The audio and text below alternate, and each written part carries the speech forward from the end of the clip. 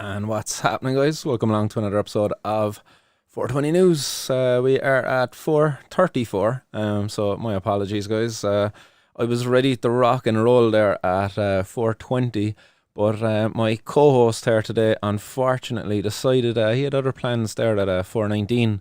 I'll see if I can get him up on screen there now for you to see. Well, no, get rid of this ugly fella. Oops. Boom, boom. So we get rid of that one, and we get up that one. Oh, and there he is. Hey. So yes, Elijah is here in the hot seat with me today, and Elijah had his bottle there at about 3 o'clock, and we were preparing some of the 420 News articles for today, and we were ready to hit that live button on all of 419, and this guy just goes, oh, wow. So it just took a few minutes there to get him settled down, and as you can see, yeah, nothing stopping him now. He's out like a light for maybe the next 20-30 minutes. That'll be enough for him, and a power nap. He'll be back awake again, ready for his 6 o'clock bottle. Doesn't let him be rolling around at all. So we'll bring him in for a close-up, will we? Oh, there he is. Snoozing. Happy out.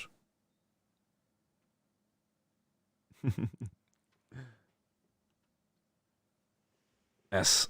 So we leave him snooze on, and we'll get stuck into some cannabis-related news, as I won't be able to get stuck into any cannabis consumption-related activities here at the moment. Well, we've got this little star in the studio. Boom. So there we go, we're back on live. So how's everybody out in the audience, guys? Hopefully you've all had a much better week than me. It wouldn't be hard, guys, to be honest. I've had probably one of the worst weeks of the year so far anyway. Hopefully it doesn't get any worse than this week and all of the crap that we had to put up with. But as most of you would know, on Monday night it started out, well, Monday, with the Gardaí looking for me. So there was a bit of a manhunt going on around Cork City for little old me, for the activities I carried out last year across the city when I planted some cannabis plants on the Shandon footbridge, down outside of the bodega, down in Cork City Hall. Left one outside of Micheál Martin's office, but they weren't after me for that one, apparently. So they never went and got that one. So it was just the Shannon footbridge, the bodega, the one outside of Mayfield Garda station as well. They must have went out and reclaimed that. And it's funny, I suppose, you know, just to stick with that for a second. On Monday, it came to fruition, like all of what I had hoped would happen. You know, I highlighted, for me anyway, I bear witness to the massive waste that goes on with the enforcement of this prohibition. Because the Gardaí confirmed to me that a number of those plants that I had planted across the city all went to the Forensics Science Ireland, where they had to confirm whether it was cannabis or not. So, like, the guards had to go and collect it. Then they had to send it to Forensic Science Ireland, who have to test it. Those test results then have to go back to the guards. They have to then send a file to the Director for Public Prosecutions. Well, no, actually, they had to go and arrest me first, actually, on suspicion of my cultivation. They arrested me. They questioned me. So there was 3 guards, a guard's car, all going around the city looking for me for quite a while. Ferg, you're an absolute legend. That's a lot larger than the usual 420 Ferg. You're an absolute legend. But much appreciated, dude. But that will be put to very good use. So thanks very much for that massive support coming in there, Ferg. But again, you know, the waste that went on there within the guards, it was absolutely ridiculous. Those 3 guards went around in the guard car for a couple of hours, probably knocking at doors looking for me. Then those same 2 guards had to be held back in the guard station down below while they prepared for the questioning. The questioning took just a little over an hour. There was 3 DVDs recorded of the questioning. So those 3 DVDs, that's a cost again to the state. You know, we have to pay for all of that stuff. That's evidence that has to be gone over again later. Again, more man hours gone into that. Absolutely ridiculous. All for what? What was the crime? Somebody planted a plant in a protest against an unjust law. Do you know? Come on, cry me a river for God's sake. Like, where is the crime in what I have done? I know it's there. It's been black and white. Cannabis is illegal. You can't grow it. But come on, like, listen to what it is. And I'm saying this is an unjust law. What is going on? The enforcement of this law is doing more damage to my life and to our community than the cannabis they're trying to prevent ever could hope to do. Do you know? Not that cannabis ever would hope to do bad to us. It's a bloody inanimate plant. If anything, it's just packed with potential to do good. And it's us silly humans who misuse it. So again, you know, this little old plant, we're trying to lock it out of society, trying to eradicate it from the face of the earth. Shaming them. So I'll continue to stand up against these unjust laws. I'll continue to bear the brunt of this prohibition as to fold over, you know, to bow down like a doormat and let them walk all over us. That's a much worse punishment in my eyes than anything that they've done so far or could do under the prohibition of cannabis. And I hope others, you know, join me in this. Like, guys, rise up. It's the only way we're going to see change is if we just stand up to these laws together. Otherwise, you know, we're going to forever be divided and beaten down. Shout out to everybody in the audience. Amy Riley's out there.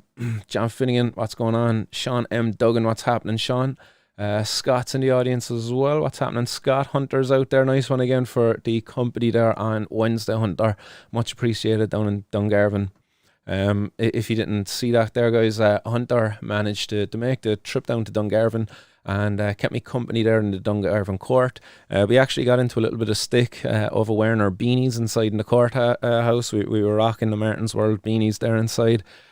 Two of us side by side, so I'd say it was a bit of a kind of an eyesore to the judge, and he started lashing out at the guards then afterwards. But it was good to have somebody there to witness with me as well, you know, the ridiculous waste of resources that goes on within the courts. Myself and Hunter, I suppose we sat through maybe 30, 40 cases there, Hunter, and there was easily 13 to 15 cases in relation to cannabis within that short period of time. It's ridiculous. Some of those cases, you know, they were for as little as €10 worth of cannabis. One person actually got a 3-month suspended sentence, suspended for 9 months, I believe it was, for €10 worth of cannabis. Ridiculous. Rasher says, little man's more important. Nice and Rasher. Goes without saying, that's for sure. And Amy Riley as well, doing good, Hunter. Timed perfectly, Martin roll just in time. Nice. I think Mammy Dearest should be back here to take little man out of the studio. So I'll be able to engage in a little civil disobedience on the show. Others out there, who else in the audience? We've John O'Regan, what's happening? John, perfect timing here as well. Just finished reading all Saturday's articles. Naomi saying, good on you, John. Seen John yesterday, Violet's husband, and he was in his gaff too quick for me to run over to him. Is that Violet's husband's name? So John, is it? I didn't realise that. For a second there, I thought you had seen our buddy John O'Regan. What's happening, Billy Bonds? Billy Bonds is out in the chat there as well. Billy Bonds says, hi in chat, criminals. Because we're all criminals here, aren't we? Or at least society tries to label us criminals because of this herb that we all have in common. What's happening, Kyron? The audience as well says, what happened? I had cops looking for me over the plants from last year there. I just went through it anyway a second ago. And I was down in Dungarvan as well in court on Wednesday for the joint I handed into the cops down there last August in a protest too. So I'm back in court for that one on the 23rd of March. So the 23rd of March, guys, stick that one into your diaries if you feel at all getting involved in a protest. Down in Dungarvan, beautiful little town. Let's hope for sunshine on the day. But let's get down there bright and early. Let's start the protest at 10 a.m. in Dungarvan town. I believe the court doors open at 10:30. So I would like to hold a protest before that, finishing up outside of the court at 10:30.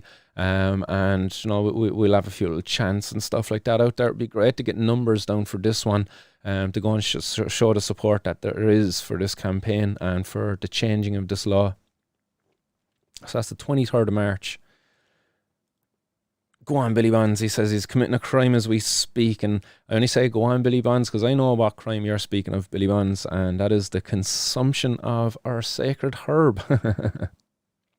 Yes, hope you're enjoying it. Hunter K says, oh, what strains are you pouring out of the water and into the soil by accident today, Billy? I don't think Billy does anything by accident anyway, Hunter. He's like myself. Dedicated criminal. Jason Lee, what's happening? Jason Lee says, you planted hemp, Martin, not illegal, fair play. Yes, well, I planted a cannabis plant, and I suppose if it was to be tested at the time, it would tick the boxes for being classed as hemp because it would have had less than 0.2% THC.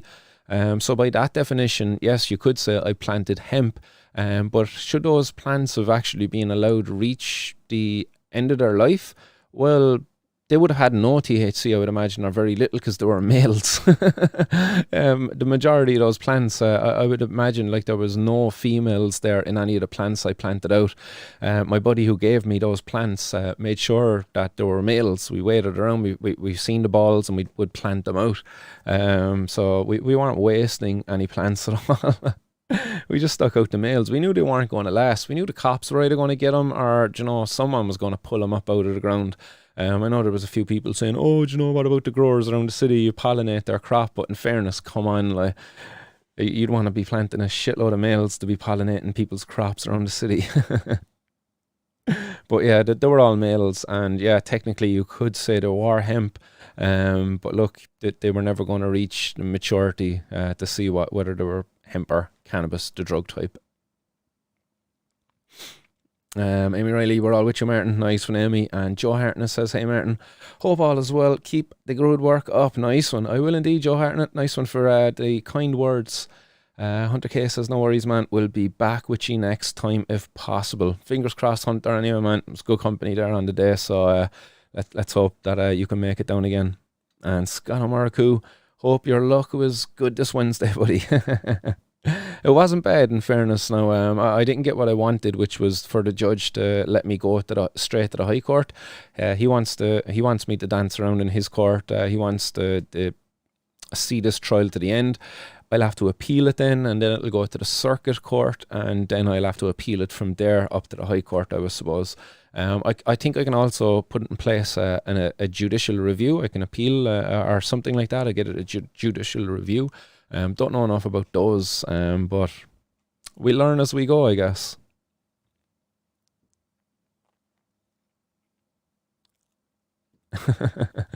Billy Bonds, I accidentally dropped some dangleberry jam seeds in water. In fairness, like dangleberry jam, like that just does not sound pleasing at all, even if it's a cannabis strain. I don't care, like dangleberry jam, like, oh no, that just sounds rotten. Sounds like it's got nuts in it. And hair. Let's keep going. Man Falls, what's happening in Man Falls? Hunter cases around that, yeah, all stupidity, and small amounts of cannabis too. Such a waste of time, wasn't it, Hunter? And you could see, like, I don't know, what would you say, like, the dislike that the judge had for those people. Like, if you were in front of this judge there the other day, like, he had a serious dislike for people who used cannabis. There was one person who lost the top of his fingers and said that he had nerve damage, and that cannabis was beneficial for the pain that he would experience due to this nerve damage. And the judge was like, I heard it all before. Like, and like brushing it off as some sort of an excuse. But it's like, hey, hang on a second, judge. This man is telling you he's benefiting, his health is benefiting from what he's doing, and you're just dismissing it because you've heard it all before. Man, it was so wrong. It was so wrong, because that judge is qualified to interpret one thing and one thing alone, and that's the law. He's not qualified in any way whatsoever to comment on the health effects of cannabis. He's not. The judge is not. That's not the place of the judge to be making these sort of calls, making these sort of statements. It was so out of place, so wrong. And they need to be called out for it. I'm calling them out for it right now. Whatever that judge's name was down there in Dungarvan Court the other day, dude, you were spouting some misinformation and you need to be called out for that. You need to be held accountable for the harm that's been done, for the misinformation that's coming out of your mouth. Because that comes from your mouth. It hits the press, it goes to some journalist. That journalist prints it. And then there's about 50% of the readers out there who can't think for themselves will read that statement from the judge and take it as gospel. They're going to be thinking, oh yeah, look at these people making up an excuse here that they use cannabis for a pain. That's terrible, isn't it? That's not the truth. Cannabis does help with pain, and especially helps with people who've got nerve damage as well. Over 70% of the people who've been prescribed cannabis in the UK are being prescribed it. Why? For pain. So, to that judge, dude, done some harm coming out of your courtroom there the other day.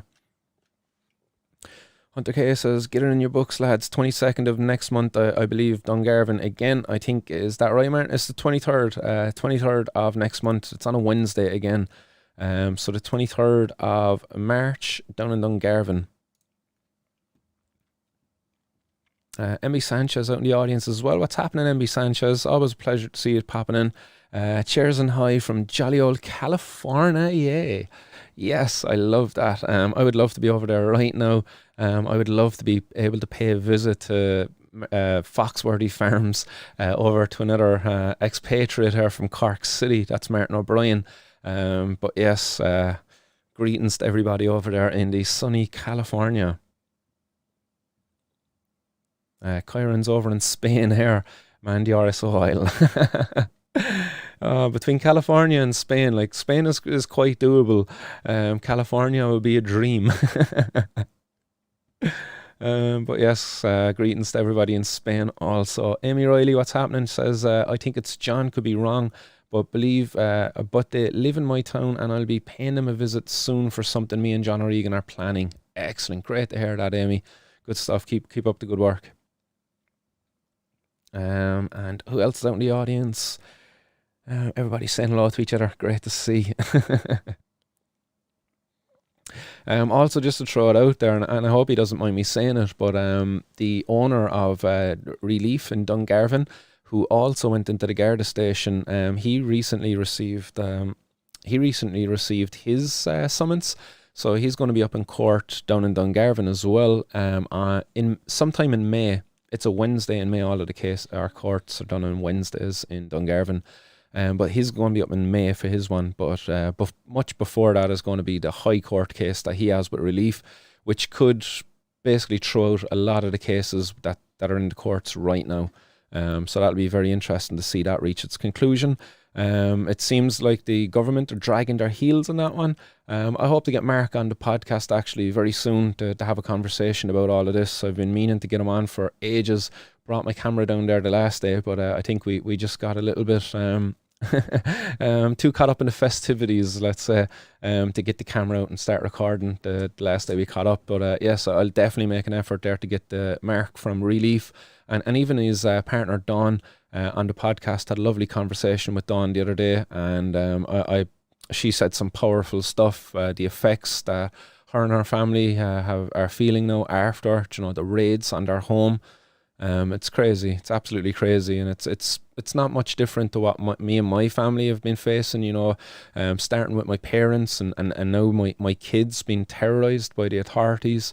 It's crazy. Like the Gardaí shouldn't be feared by people who do harm to nobody else. Like my 8-year-old daughter now has got a fear of the authorities, of the guards, because of all that's gone on.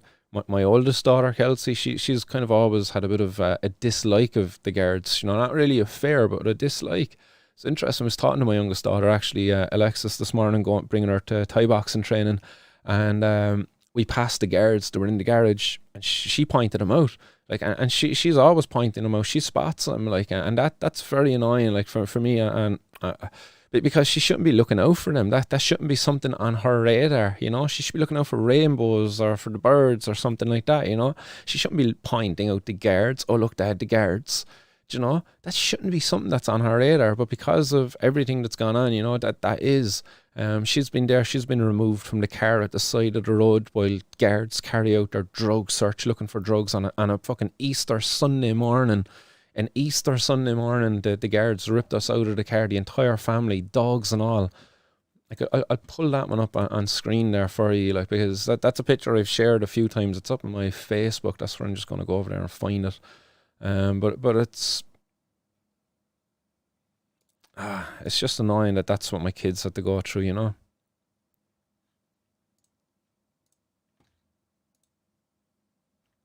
There we go. I'll get this one up there now. There we go. So this was a picture taken at the side of an incredibly busy main road on an Easter Sunday morning when these two guards decided that they wanted to search my car because obviously they put in my reg, they seen my name, and it was just like, oh yeah, this fella got caught with cannabis there a few weeks ago. And all it was, you know what I got caught with 2 weeks before they done this search? One joint.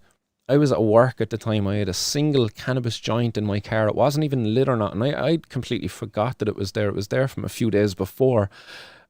And because they found that joint, then that justified these guards then, you know, having to pull me in at the side of a road on an Easter Sunday morning as we were on the way down to a dog show with our dogs as a family. Like that was the shit we had to deal with, you know? So this is why my kids have a dislike of the guards. This is why I campaign so tirelessly to see these laws changed, because I'm not a bad person. These guards are wasting their time. Like, while they're searching my car there now at the side of that road that morning, how many, like, perverts went by, you know? Is there a potential, I don't know, a child abduction case going on there? I don't know. Like, I'm obviously going to extremes, like, but that's what's potential. You know, you see that car going by there in the background, like that car could have no tax and insurance, you know. That car could be driven by somebody who's wanted because of, I don't know, domestic abuse, you know. One of the 3,000 calls that went unanswered there by the guards while they're out searching cars like mine. But they're like that. This is Martin's World. This is why I share my story with you, because that's the shit my family had to go through, and this is why I want these laws to be changed, because it's just wrong on so many levels. Do you know? You can go into, like, look at it from that aspect. We can look from the aspect of Alicia, from Vera. Like, there's so many perspectives you could look at this from, and all of the problems originate with the prohibition of cannabis. The solution for so many problems is the same. End this prohibition of cannabis, end the suffering of so many people in our society.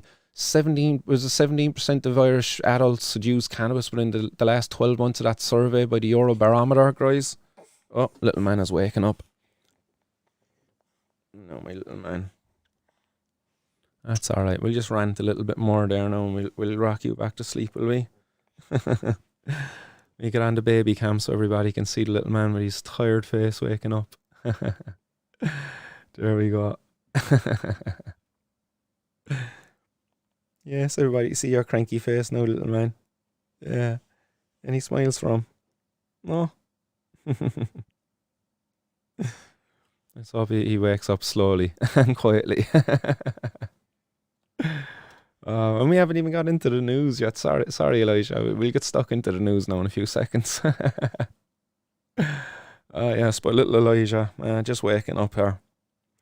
The new star of the show. Oh,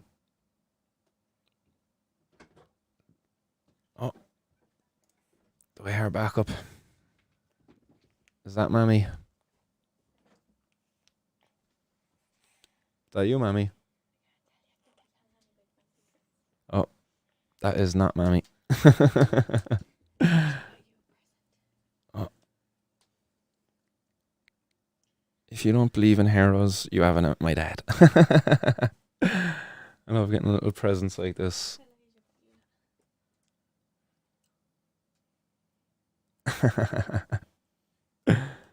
Right, we're going to hand over the little man anyway to the other star of the show. Behind the scenes stars. And say bye-bye to everybody. Bye-bye, everybody. Did you get all you needed, yeah?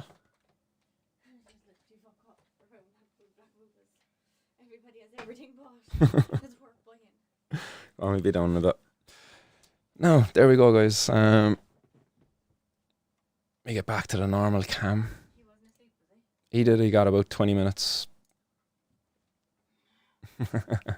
Yes, but yeah, I love these little things that we get off the kids. Very moving. Come on, focus.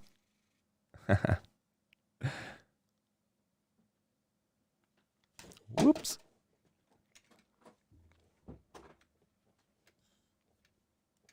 Yes, I got my 2 hands back. Yay. That was a bonus.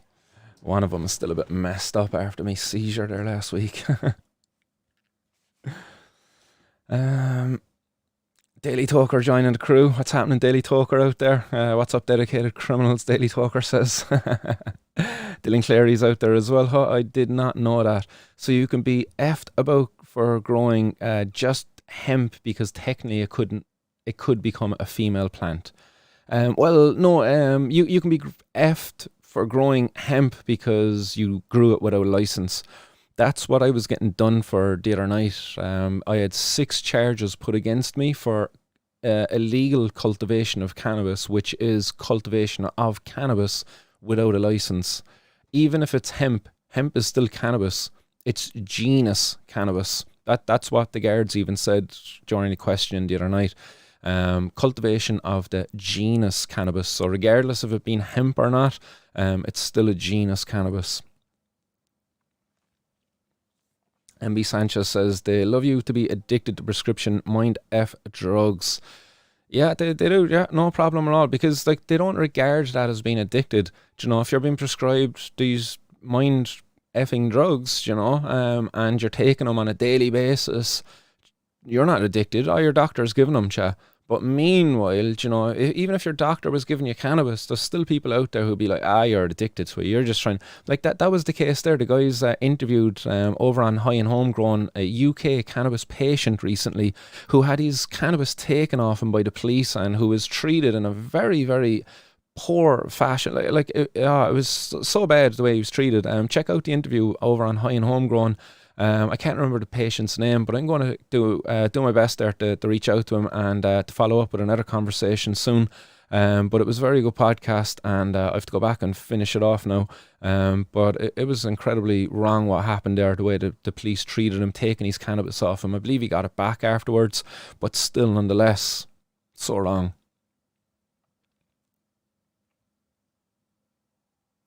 Hunter K says his name was something O'Brien, I believe. Don A Relief said he's a new judge. Nice one there. So Judge O'Brien, was it? Al Creighton in the audience. What's happening, Al? Judges and all others in authorities in Ireland and the UK fully lie about cannabis and hemp. Why are we being forced to follow and obey liars and their lies? And why are we being forced to lie for them? Maybe they should be questioned under oath about these herbs. That's my intention. That's what I'll be doing, Al, in court. I put the questions to them. I already requested the foundation and evidence used to enact the Misuse of Drugs Act 1977. I asked for the evidence which was used to find cannabis or place cannabis into Schedule 1 of the Misuse of Drugs Act. So let's see what comes back in that. They probably won't entertain these questions or requests at all, but I'm going to do my best anyway. Following on from the Seed Our Future and We the Underside campaigns over in the UK. John O'Regan says, I had the same issue as pain patients 2 weeks ago when the judge thought PTSD was an excuse. PTSD, I pretty much have that now, and I would say my kids pretty much have kind of a PTSD of sorts in relation to the cops. It's wrong. Like no kids should have to be feeling the way they do. And again, it's all because of the stupid prohibition. I'm not a bad dad. You know, my kids think highly of me. And others around me, you know, who see me as a father as well, speak highly of me as a father, you know. And not tooting my own horn or anything like that, but many people have said it to me on many occasions. It's just like, yeah, you're a great dad, you know. And they have no reason to lie to me. Some of these people, you know, they're nothing to me, and they would say it. So MB Sanchez saying it wasn't too long ago that the Netherlands decided that the punishment for cannabis was causing more harm than the use of cannabis. Yeah, fair play to the Netherlands. That's something that we all know and have realised a long time ago. But unfortunately for the prohibitionists out there, those who support the policy of prohibition, they do not entertain that. They will not allow that thought to enter their mind for a second, that the policy they're enforcing, that the policy they support with all their heart is doing more harm than, the drugs that they're so fucking hell-bent in trying to prevent people using. Scott, caught with half a joint 2 years ago and my summons came through now. Great use of taxpayers' coin. That's it, guys. How many of you out there, guys? Anybody in Ireland listening right now? Your taxpayers' money is being used to fund the court cases of mine and Scott. Scott was caught with a half a joint 2 years ago, and there wasn't one guard. There was two guards would have delivered that summons to Scott's house, probably with the use of a guard's car. No, I could be wrong. That might have been delivered by the postman. But still, nonetheless, that's again another cost on the taxpayers. Somebody's got to pay for that stamp, Key Griffin, it's a joke. I had my house raided a few years ago and they claimed I was dealing, but they found nothing, only half a joint. That's it. All they have to do is say, we have reason to believe this person's dealing. They get the warrant for the raid off of the judge, or how many guards are friends with the judges? How often do they have to make contact with them? How difficult is it to actually get a warrant to raid somebody's gaff? And again, what are the knock-on consequences? You raid somebody's gaff there and they've their family at home. Is that right? So messed up. Over what? A bit of cannabis. So you're willing to do like untold mental damage to kids in order to prevent, one of their parents, their uncle or whatever it might be, from consuming or growing a bit of cannabis for their own use.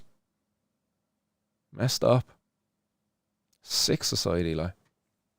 But that's prohibition. What's happening, Chilbert? Dave L. I bought a seed mix in a local supermarket that had 15% hemp listed in the ingredients.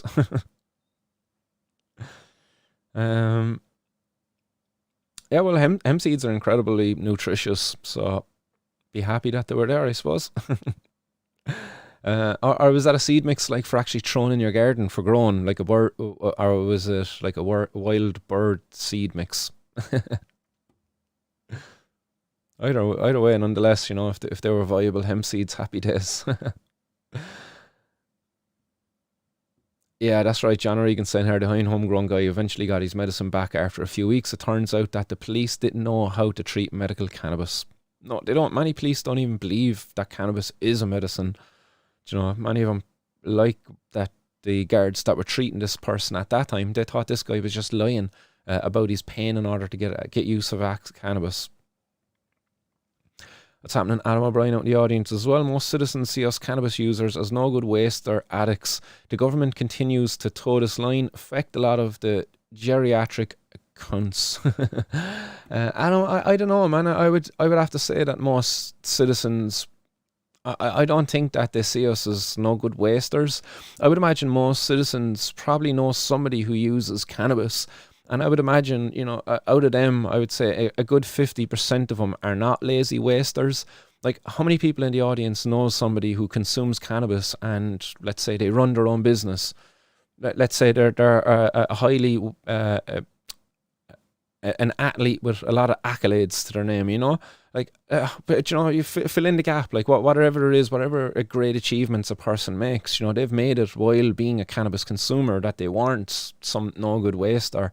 So again, I would imagine that is the case for most people out there. Most people know somebody who consumes cannabis, and not always is that person a waster. Now, is there somebody who knows, like, my uncle, he consumes cannabis and yeah, he's a waster. He's fucking no good waste of space. Like, but it's like that's not everybody. So I would have to say that I would say it's the government. A lot of the people in government probably are of that mindset. Scott, yeah, Scott filling in here that it was two cops delivered the summons. It wasn't even signed. Sure, God love him. But two cops and a cop car. So that's taxpayers' money. That's all taxpayer funded.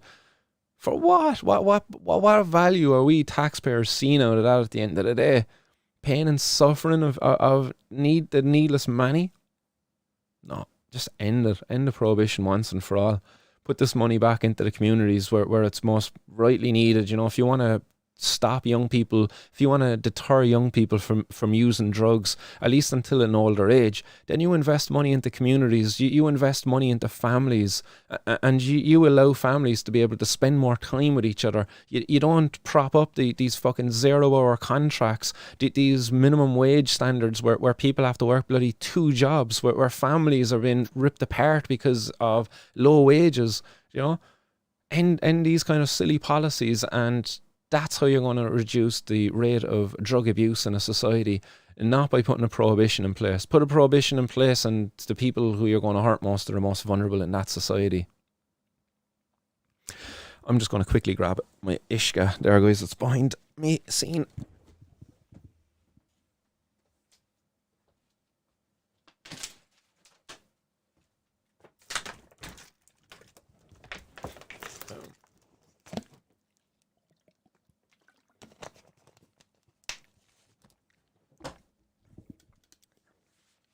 Ah, yes. Let's pack a bowl while we're at it as well. Why not? And shout out to GB. I have to give a big shout out to GB if he's out there. GB, you absolute star bar, you. I met GB yesterday. An absolute pleasure of catching up with one of the members of the High and Homegrown panel. We grabbed a big greasy burger down here in Dino's in Cork, in Blackpool, and yes, GB hooked us up with some orange sherbet, I believe it was. Absolutely, it's amazing. It's quite tasty, in fairness. I believe GB said he thought it was a little bit over dried. But no, GB, dude, I have to say it's delivering. I'm quite happy. Very happy. Very happy. Oh, yes, so shout out to GB. That's compliments to the chef. That's who's packing today's bowls. So that's Greenbeard, guys. Greenbeard from High and Homegrown.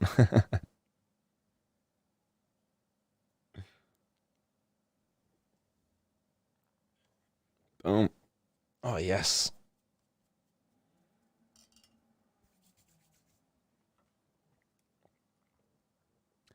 The Sunset Sherbet. Thank you, Hunter. Sunset Sherbet. So it's Sunset Sherbet from the Greenbeard himself. Nice one for the correction there, Hunter. I'm sure if Greenbeard's probably flat out at work somewhere, he would have corrected me otherwise.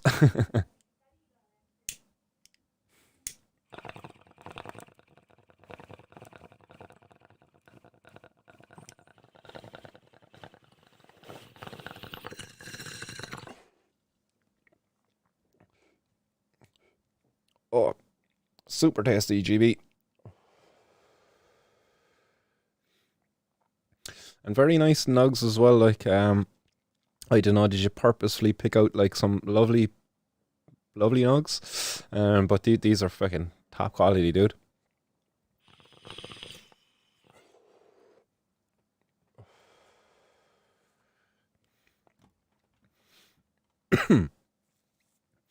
What's that? Wait, are we in Oceania or Eurasia? Hashtag 1984.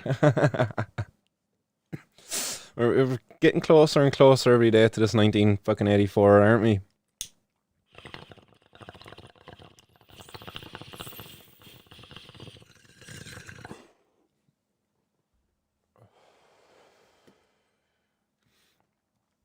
Arak S saying it's all treated like heroin, except heroin is completely ignored while it's killing people dead right and centre. Yeah, I had kind of a conversation like this with my daughter this morning. Actually, my daughter Alexis was kind of saying it. She was just like, she like, What did she say? Because I was asking her why didn't she like the guards, and she was just like, oh, because they're bad people. And I was, oh, why do you think they're bad people? And she was like, oh, because they go after the wrong people. She was like, oh, look at them going after you, Dad, because of what you do with cannabis. But there's people out there, she said, who take cocaine and other drugs like that, and they don't even go after them. And I was just kind of had a conversation then around that. I was just kind of like, well, I goes, look, Alexa, I don't think the guards should be after anybody who uses drugs. I goes, I think the guards should be after people who mean to do harm to me or you, or to anybody else in society. You know, people who want to damage your property, or want to damage your own, like your own body. You know, those kind of individuals. And she didn't disagree with me there then. And I'd imagine many of you in the audience probably wouldn't disagree with me there either. I don't think the authorities should be after people for using a drug. That's no. What business is it of theirs? It's like, imagine the cops, had an interest in, of what kind of what your lifestyle is, because that's effectively what it is. It's like a lifestyle choice, whether you choose to use cannabis or not, whether you choose to use cocaine or not, whether you choose to use any form of psychedelic drug or any other type of recreational drug in life. That's your choice, and that's a lifestyle choice. How you use that within your life then is reflective on your lifestyle. If you're a daily consumer of cannabis, or if you're a weekly consumer of cannabis, or a monthly consumer of cannabis. Are you a weekly alcohol drinker? Are you a person who likes to drink 2 times a week, 3 times a week? That's your lifestyle choice, and that should be your free. You should be free to make that choice. That should be no business of the authorities. So for me, I'd support the prohibition of no drugs. Yes? Yes.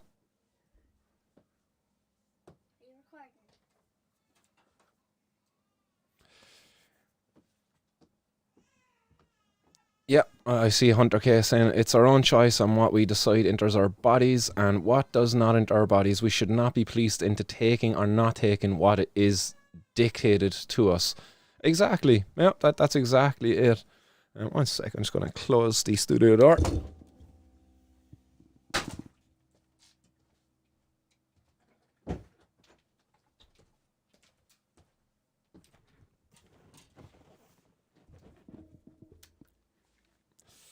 I think the little man still wants to nap a little bit more. I can hear him giving out.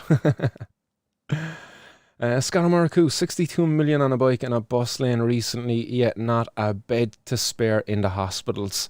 Scott, the society, it's backwards, You think about the amount of hospital beds that could have been put together, with all the money that was wasted on prohibition over the last number of years. It's sick. And Scott adding in here just recently, Tesla were outed for giving kids in supervised care adult doses of prescription antidepressants.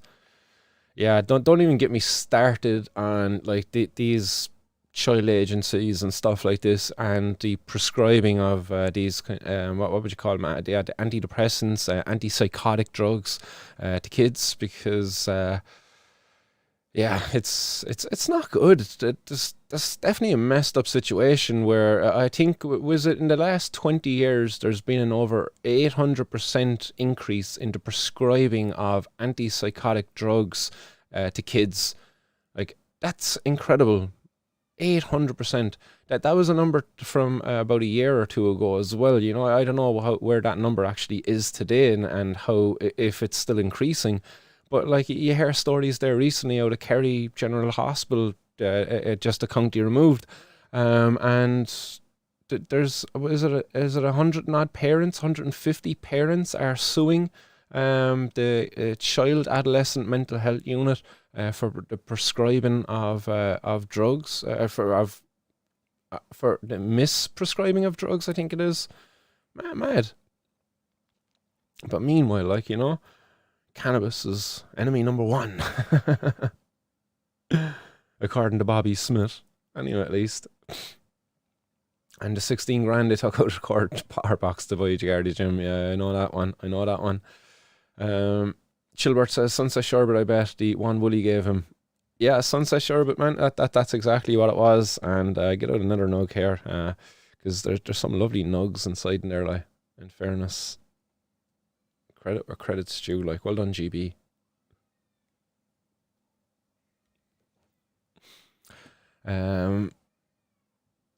Nice one. Amy Riley says, "Oh, looks lovely. Enjoy. I love the connections you're making through doing this." Amy, I'll always say that the number one thing about this show is the audience, the community around it, the meetups that will that have happened and that will continue to happen as well going forward.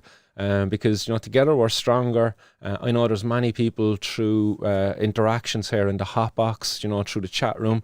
They've made friends that they're probably going to keep for life, and they've found a space in which they can be themselves as well. I've had people say that as that they never had anybody they could really talk to until I started this show, and then they started commenting in the hot box, and now all of a sudden we've got a community of friends there, a network of friends that were never there before. So yes, the community is the best thing. It's the number one thing that's going to come that we'll use from this to overcome these inhumane laws. This prohibition. So yes, this is the one thing the government doesn't want. They don't want us to be united, or the prohibitionists, not the government, the prohibitionists.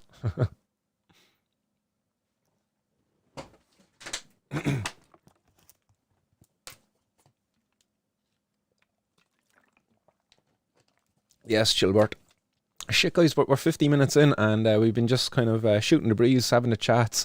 We haven't touched off of any news. There's a couple of headlines I'd like to get through for you in a couple of minutes, but let's continue with the comments. Chilbert saying here, people have used drugs forever and will continue to do so.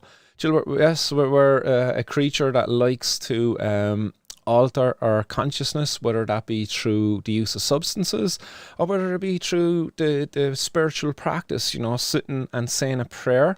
Like saying a prayer, that is dissociative, yeah. That's a way in which you can almost leave your body. Some people do that. You'll close your eyes, pray. They'll have conversations with people who aren't even there. That's we're altering our consciousness. We're a weird old creature like that. Meditation, all of that kind of stuff. Drug use, then that kind of comes into it as well. If you're working 5 days a week, then it's nice to kind of go out and let your hair down on a Friday. Just to let loose, whether it be through the consumption of alcohol or whether it be through consumption of other drugs, or whether it be through going out and like physically exerting yourself in some sort of a sport, an extreme sport of any kind. So many ways. So yes, through the use of drugs and all other ways, we always love to alter consciousness. It's just a perfectly normal, natural human behavior. And yes, I love this one from MB Sanchez here.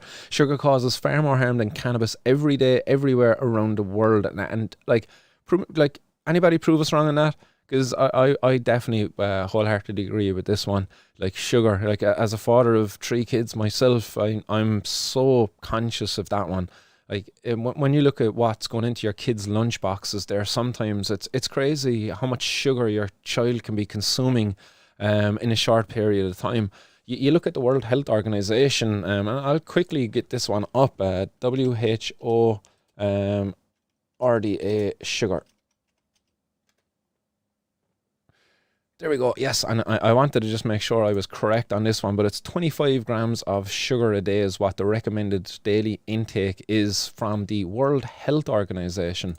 So I pulled that up on screen. I don't know if you can see that there, but I wonder, can I zoom in? Control plus. There we go. A new World Health Organization guideline recommends adults and children reduce their daily intake of free sugars to less than 10% of their total energy intake. A further reduction to below 5% or roughly 25 grams per day would provide additional health benefits. So that's what the RDA is there. I believe it's 25 grams a day of free sugars to below 5%. Yeah. So again, have a look at your kids' lunch boxes. Let's just say what goes into my daughter as frubes. Frubes. Frube sugar content. Look, it knows what I'm looking for. 14 grams, guys. 14 grams, alright? Frubes. You know, Frubes, these things. You know? 14 grams. And these little kids. Man, I'd have two of these things in easy. That's 28 grams. I'm already 3 grams over what the World Health Organization recommend I take in a day. You ever have a kid having a sugar freak out, like? You tell me this thing doesn't alter your psyche. But yeah, MB Sanchez, yes, I'll always bring that one up every time. You know, sugar causes far more harm than cannabis, and that is given to kids. You know, we don't even bat an eyelid. People don't even bat an eyelid. Like, if many people, like, do it, guys, do it. If you've got kids out there, go have a look through their lunchbox, do a little breakdown as to how much sugar you're giving your kids every day, and you'll be horrified, guys, because you'll do it unconsciously. You know, it's just like, oh yeah, there you go. Here's a frube. Do you know what else might you throw in there? Oh, here's a frube and a petit faloo. What else? Like, she likes her pepperami. Now, pepperami's are good. It's like a nice, good meat source. Doesn't have too much sugars or anything like that in there as well. It's good low carb. But she'll have a ham sandwich then as well. But look, yes, sugar, dangerous house stuff.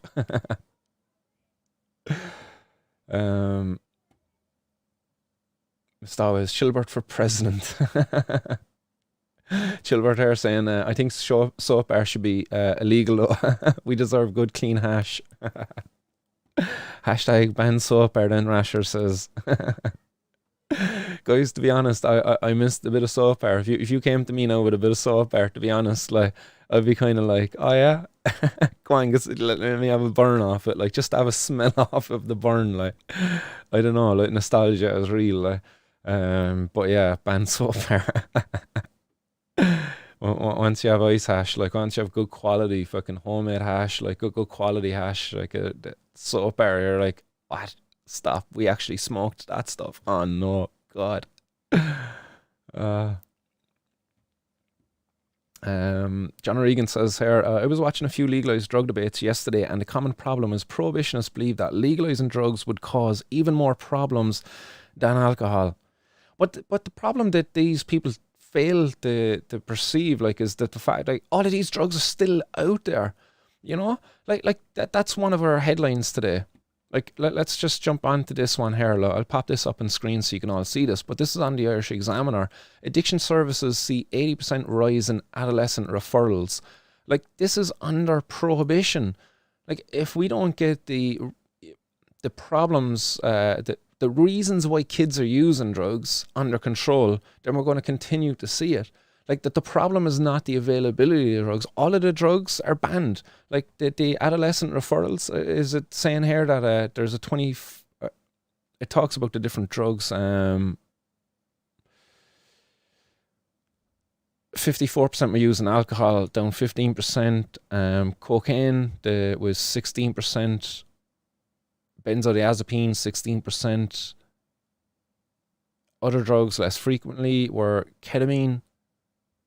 Where's cannabis? Does it say cannabis? Oh, cannabis was the main drug. So cannabis, 96%. So again, it's not down to the availability. The drug is banned. Like, if we were to actually just regulate it, it would make it much more difficult for these kids to get it. So for any prohibitionists out there to say that, like, oh, if we were to legalize it, it would make it much worse, it's how can it get much worse? Like, we're seeing year on year of already getting worse, where we've got no control over the drugs that they're consuming. At least if these kids that are getting access to cannabis were to get access to a clean supply of cannabis, that they weren't getting recruited into the trade of dealing the cannabis or other drugs as a result of their use of cannabis, then yes, we could reduce the harms. How could they say that it gets worse? So they fail to proceed or to identify the fact that these drugs are already here. They're already here. We need to change the way in which they're there, the way in which they're presented to people in public. And we can only do that through regulation. So this was one of the headlines I wanted to dive into today. It was addiction services see an 80% rise in adolescent referrals, with the vast majority of those being for cannabis. And why I wanted to touch off of this, is the cannabis was the main drug used by those referred to the service. Again, the problem here is that these young people, these adolescents, are getting their cannabis from unregulated sources. These adolescents, they're racking up debts associated with their cannabis use because the cannabis is illegal and because it's being got on the black market. For those who use alcohol, if you were to go to that population of adolescents and ask them the question, do you have a debt associated with your alcohol use? It probably wouldn't. Would they have stolen money? Would they have maybe used pocket money or something like that to have done it, funded their habit? Possibly. But would they have ever been able to go down and get their alcohol on tick? That's going to be a large no for the vast majority of those. Whereas, for the majority of the people who are using the cannabis, if you were to ask them, is it possible for you to go down and get tick for your cannabis? Majority of those kids would have said yes. So thereby, the prohibition of cannabis actually makes the availability of cannabis to these vulnerable populations, i.e. young people who don't have a reliable source of income, who might have to go and steal or other kind of things to fund to pay their debts, such as storing drugs, and all of these other problems. So that's the problem of prohibition. So again, to any prohibitionists who say that legalizing drugs would make the problem worse, how does it get worse than this? How does it get worse than young people being under the control of organised crime gangs because of drug debts they've racked up because of the prohibition of cannabis? Whereas if we were to regulate cannabis and it was sold by a legitimate person like myself, like John O'Regan, like any of the others out there within the audience in the hotbox now, who would set up a place where people could come and buy cannabis, I would imagine none of you would be willing to give it out and tick.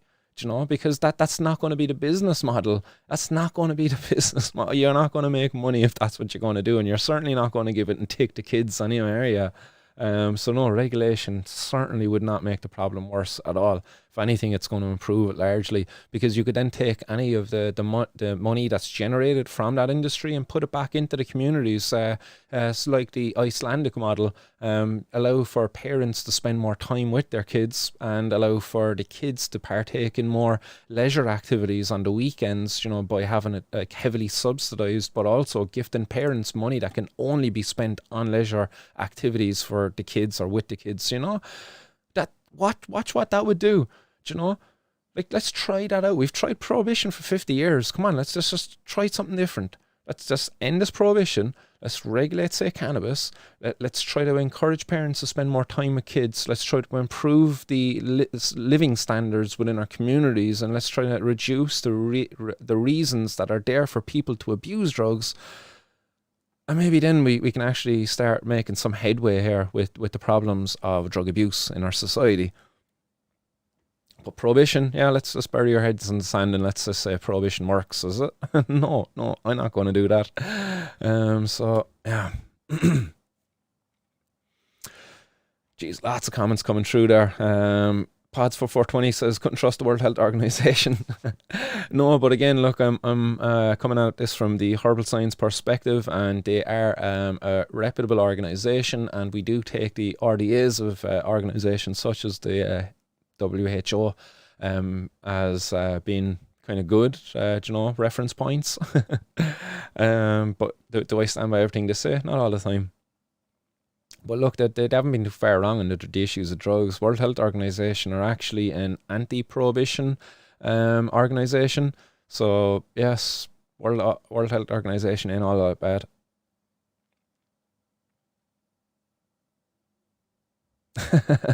Wearing a mask is 100 times more dangerous than smoking 50 joints a day. Dagged Doc, when he was reading some Kanye West lyrics, Pats for 420, not all soap bar was bad, 75% of it was the... Yeah, that's it. Like, I got some pretty good soap bar in the day. There was one lot there, I think I had like a Mercedes stamp in it or something. My uncle used to get it, rest in peace. I used to love the smell of the bar actually when he used to heat it up in the oven before he chop it. But sometimes you get to see what the stamp was. You actually get to see the whole bar. That was mad, and I was just kind of like, oh jeez, that's a whole bar of hash. Oh, that's mad. Happy days, good memories.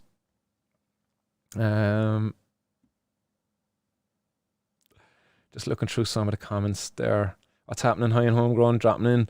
Apologies about that there last night, Mackie. By the time I got to the computer, everybody was gone down, and I would have been too loud up here, and I didn't want to get given out to. It was a rough enough week, so I said let everybody get the rest they needed. Billy Bond says, I was offered this addiction service for a reduced sentence, so people are doing it to get less of a fine, etc. So it's corrupting the addiction figures. Exactly, Billy. That's exactly what's going on. Much of the addiction figures, it's inflated with these people who are, going in saying, oh yeah, I'm addicted to cannabis there, and that's why I was out robbing cars, or some shit like that, There's all sorts of things young people will be going in, saying they're addicted for, but are they addicted, or are they just fucking, a little shit who needs a bit of discipline in their life? But yeah, DB Woodcraft, Irish Independent promoting cheap champagne on Skitter today. Yeah, it's kind of funny, alright, when you see drink being promoted all over the gaff, even by our own government at times. It's sickening.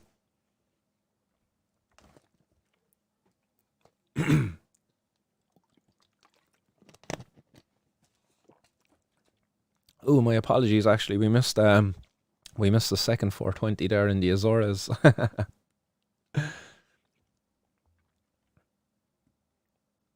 Chilbert says here, Mercedes stamp isn't soap bar. That's decent Morocco.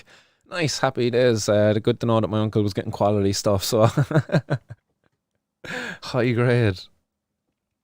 There was other ones as well. There was a 50-50 stamp, I think, as well. There was a 001 or something.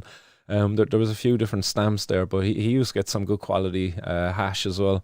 It wasn't all soap bar as well. I think that was starting to come in the kind of the pollen one as well afterwards.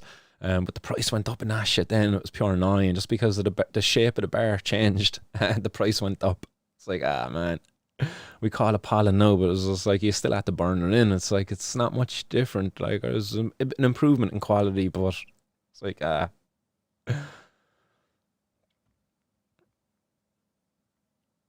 yes, see the comments there. High and Homegrown says, it gave me a sweet opportunity to troll you good. I would have went out to the car, Mackie, if you really wanted me to. I could have went out and sat in the car, but it was quite cold, and I was bait.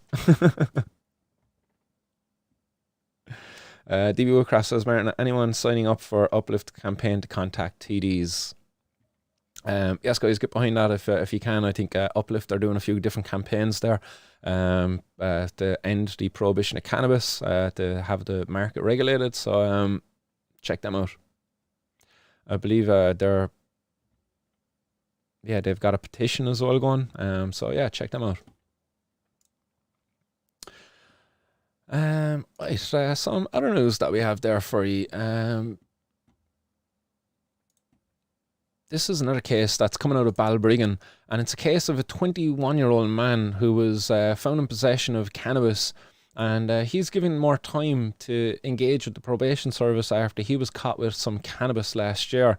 This guy got caught with how much cannabis did he actually get caught with? Just saying here, he was also in for robbing an Amazon fire stick and stuff. Well, look, that's something else. But where's the cannabis? It doesn't actually say how much cannabis he got caught with in this case. But he's up before the courts anyway. 21 years of age. You know, whatever about stealing something, he should, you know, that's something else. I'm not even going to go talking about that. He's 21. He should know fucking better. Like, he shouldn't be in robbing. But he got caught with a bit of cannabis. The annoying thing here is he'll get treated worse for the cannabis than he would for the stealing the earbuds and the Amazon Fire Stick, you know? Like, that's the annoying thing here. Like in fact, like he could turn around and say, I was actually addicted to cannabis and I was stealing these so I could sell them in order to pay a debt because of my addiction to cannabis. You see how this plays out? This is so fucking annoying, like really annoying. So this guy would probably get treated worse over the possession of cannabis than he would for the stealing. And in fact, the fact he got caught with cannabis could actually be used as a defense for the stealing.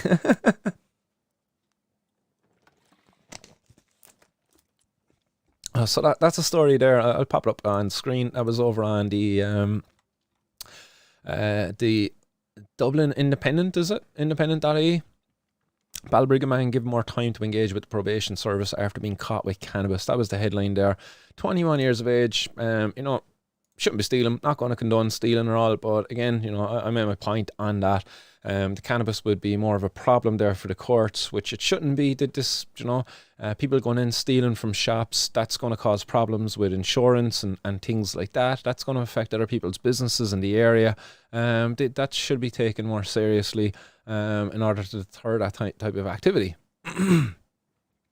Addictions to Amazon Fire Sticks and headphones. Well, he should have stolen more if he had an addiction to them. Yes. But that's just another case there coming out of Irish courts. 21-year-old man caught with some cannabis after he was also caught stealing Amazon Fire Sticks and headphones. Another one as well, guys. Another interesting one.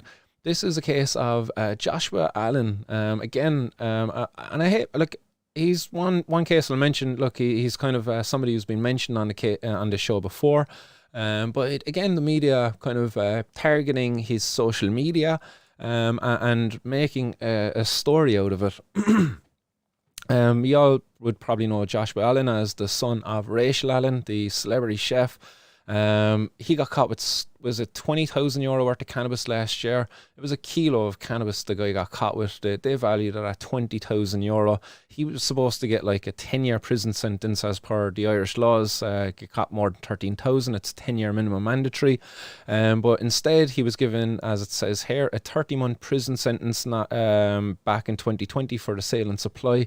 I believe he served some of that, not all of it. I think he done a couple of months, and there was other kind of things happened there with him. But it's unfortunate again, I don't know if he's okay with this story going out in the media, but like the guy, what did he do? He put it up on his Instagram. Is it up in his story over on Instagram? And they make a news piece out of it. And look, it's a positive one. It's a positive one. Like they're saying, oh, he turns his life around. But like, what was the story if he shared a post there? After he done all of this, workshop done, work done, piano practice done, 13-kilometer done, training done, swim done.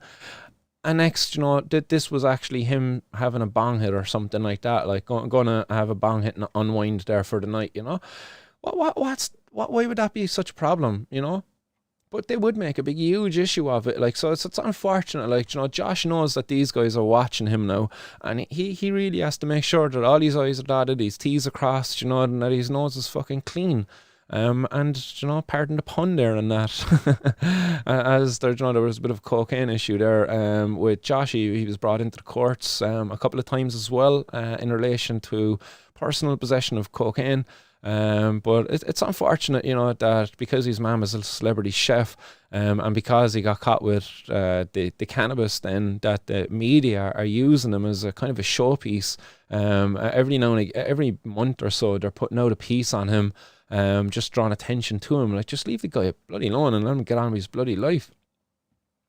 Again, Josh, dude, if you're out there, if you're catching this, you got an open invitation to come on and have a conversation anytime you want, pal. I've talked to Josh. He trains down at the club that I train at, where I teach the Thai box. Well, where I used to teach the Thai box, and I haven't taught the Thai box in there now since Elijah was actually born. And I might not be teaching down there for a bit again until we get this whole seizure shit fucking sorted. But Alexis is still down there. But yeah, where I used to teach the Thai boxing, Josh is down there. I got to chat with him a couple of times about this. Sound lad, really cool guy. And yeah, he knows there's an open invitation there to come on if he wants to share his story.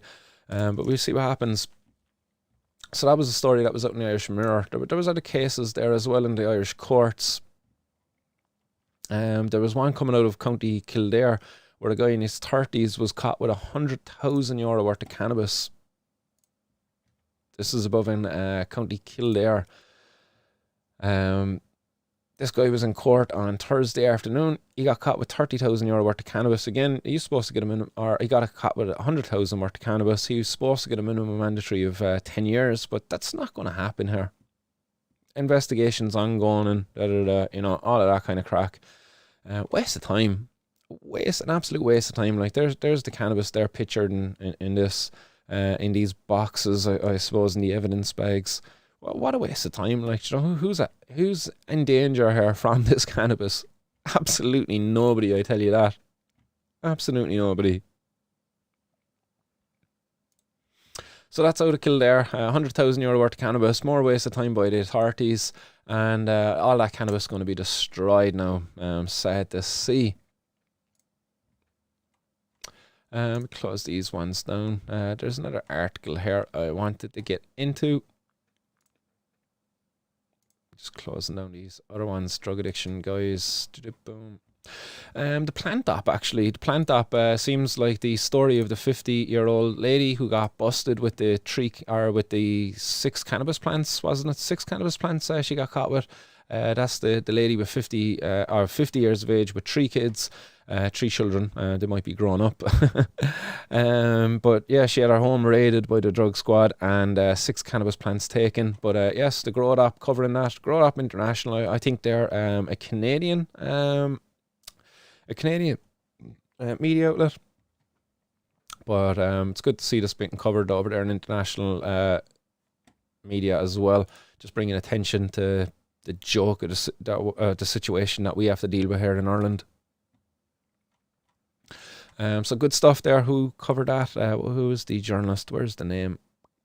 Boom, boom, boom. Not seeing any name of a journalist there.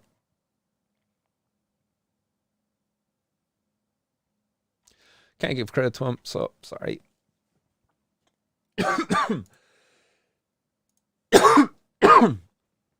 Oh, get a dry throat.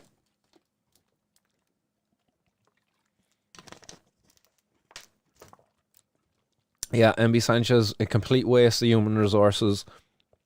Again, you think of those people that were out there enforcing this prohibition and what else that they could have been doing.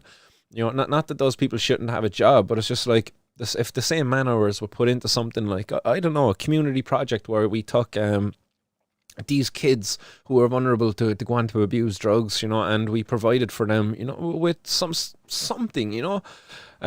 Imagine what good we could be doing with those same human resources then. Yes, go on, John Finnegan, your Samson Martial Arts. In fairness, like Samson Martial Arts is a great old club, great vibe down there, and great people as well. You know, many like-minded people down there as well, which is great. Jiu-Jitsu is amazing as well, guys. Highly recommend it if you're a cannabis consumer and if you are not really into sports or anything like that, but like if you want to try sport out, try jiu-jitsu. It's fun. Just take it easy, you know. Again, like cannabis, when you're starting out, you know, start low, go slow, you know. Go for the lightweight people. Even though some of those lightweight people will rip you asunder as well. So,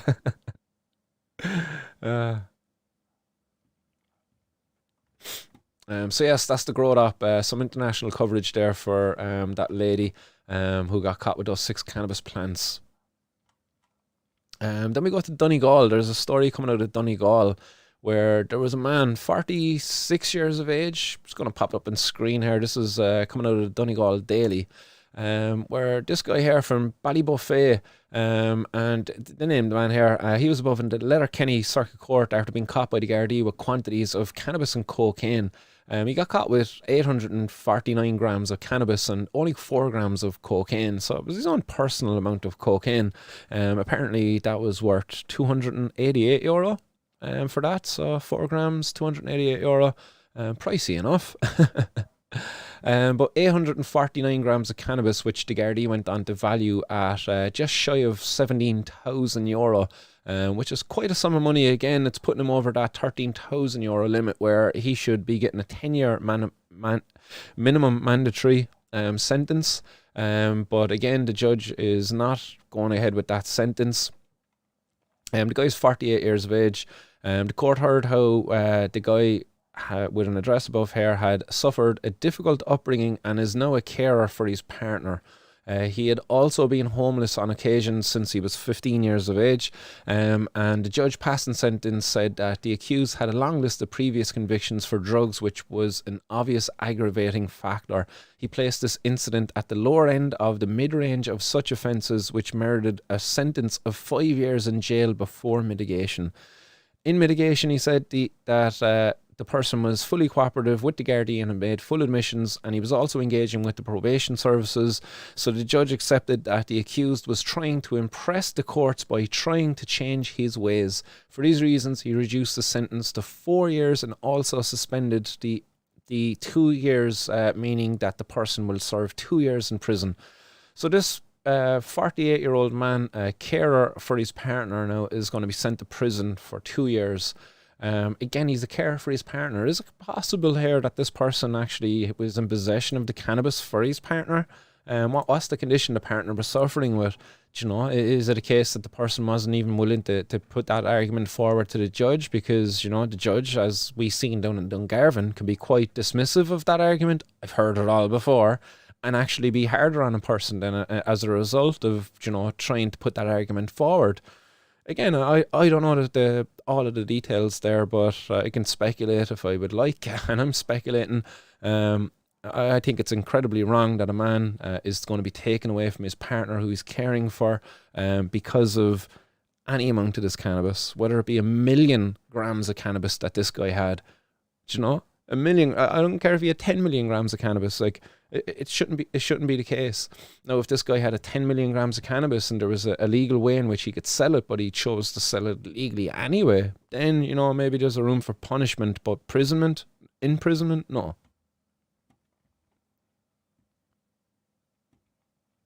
Billy Bonds could fund community allotments where food is grown and distributed free. Exactly. There you go, Billy Bonds. So much fucking better uses. Imagine that.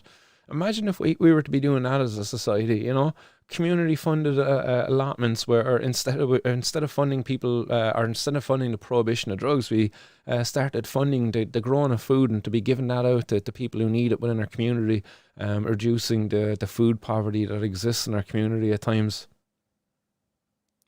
And food poverty, you know, people are, how people are food poor, but like, in fairness, like some of the food people consume today is fucking lacking all sorts of nutrition.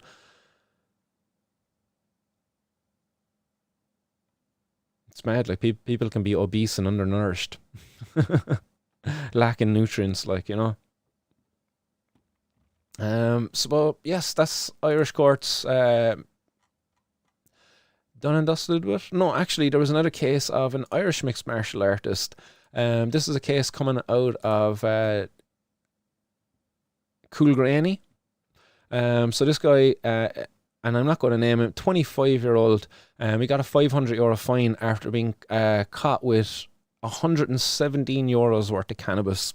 But the real sting in this is that this person actually got caught with €6,700 as well, which was in cash.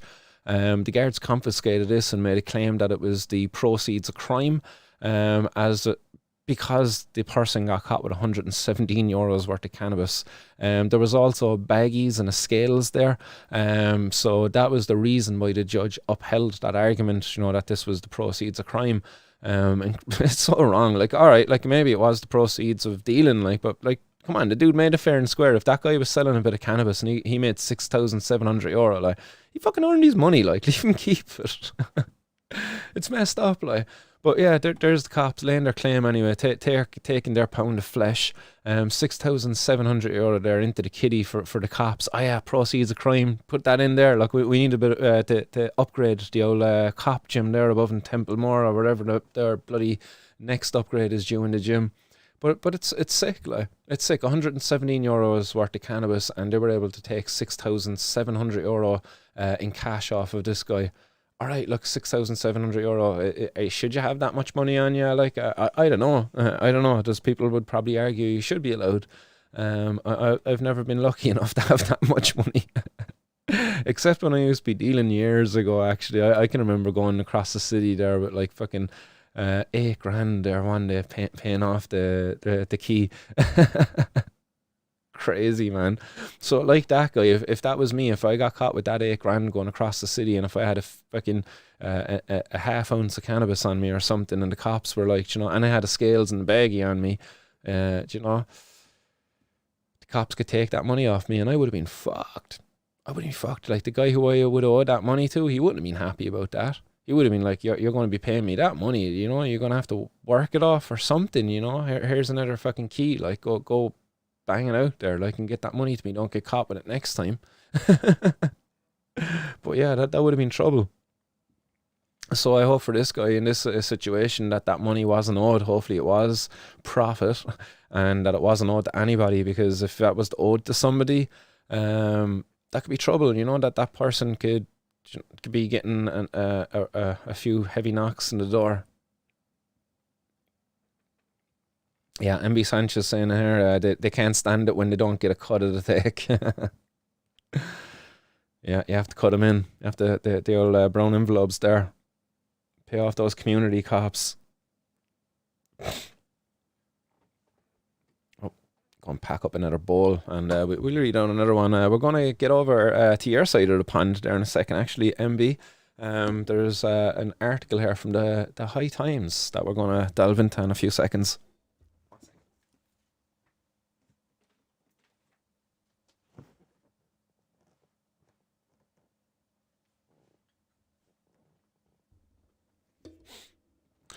Have a look at the other comments coming in while we grind up some of the sunset sherbet.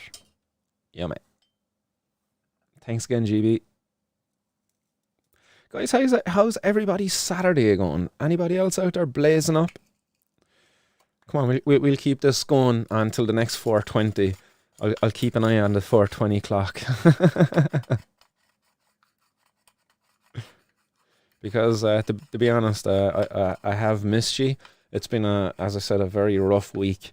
And for me, I've said this before, but coming on here, being with you guys, shooting the breeze in the audience, I know some of the stories that we read on could be quite upsetting and distasteful and all of that. Like, but honestly, doing this show and conversing with you guys, shooting the breeze, it's a therapy.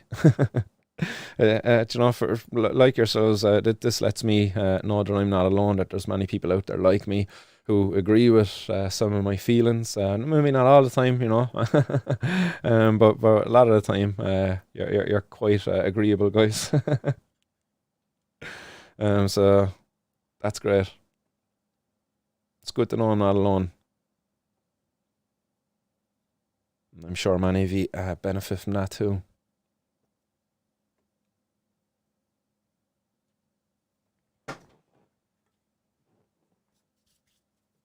Who's that? John Finnegan. Nice hoodie, Martin. Lovely rabbit. That's a putty cat, John. It's a big, giant putty cat.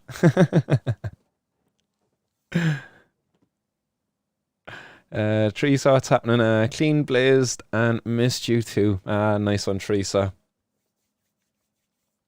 DB Woodcroft says, a drunken Latvian businessman sexually assaulted an 18-year-old air hostess and gets fined €2,500 and walks free. What the F?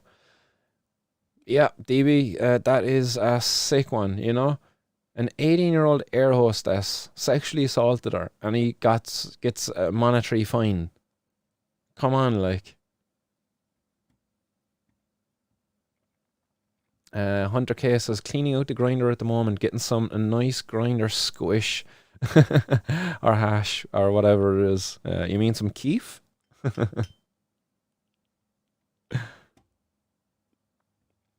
Billy Bond says, I'm smoking Clark Kent's armpit. Now that one sounds good. Those dangleberries, though, I don't know. My fond of smoking some dangleberries. But I would have a hood off a Clark Kent's armpit, alright. Uh, MB Sanchez says, I have to go do an episode with Growcast. Lads, keep fighting the righteous fight in Ireland. And MB Sanchez, have a great cast over there in Growcast. Guys, when I finish this one out, if you're looking for a show to go tune into, I don't know, MB Sanchez, are you going to be live on YouTube? If so, go check them out, guys. Growcast. Another great podcast, focusing on growing cannabis, but like all cannabis shows tend to go off on probably tangents from time to time as well. So check him out. MB Sanchez is one of the hosts over there. So check him out. Another great podcast.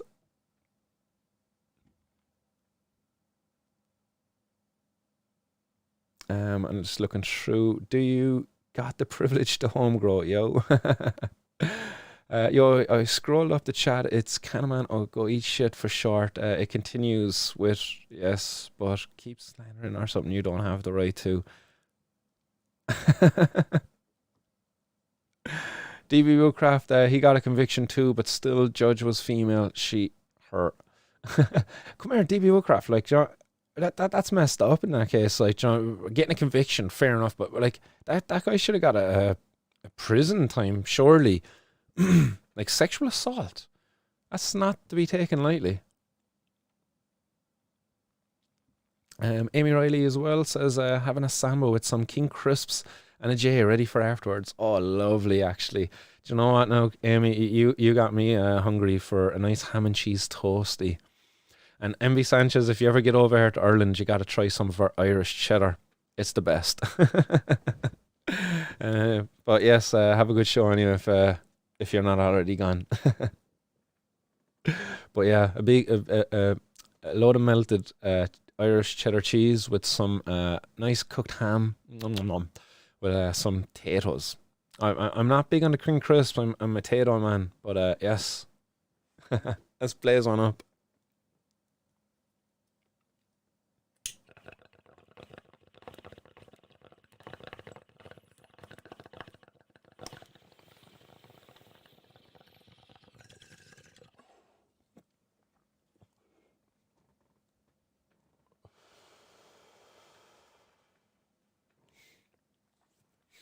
And guys, as I've your attention, gotta give a big shout out again to Cork Herbal Products.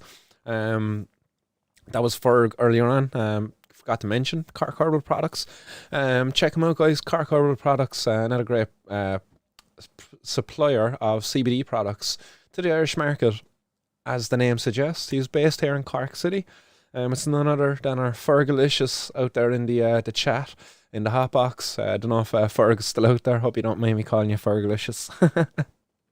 But yeah, Cork Herbal Products, guys. Check them out. Again, Ferg, legend, absolute legend for the support.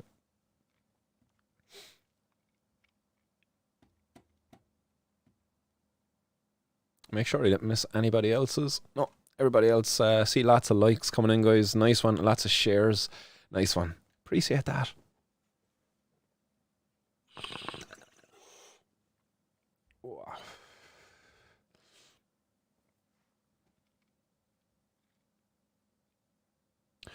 Ooh, yeah, that's not good, DB. DB, given the details there, the guy was drunk. As like that's probably why the lady sympathised with the guy. It's like, you were drunk. Yeah, I know what that's like. Yeah, I've had a few drunk nights on myself. I know what that can be like. Sympathise with the guy.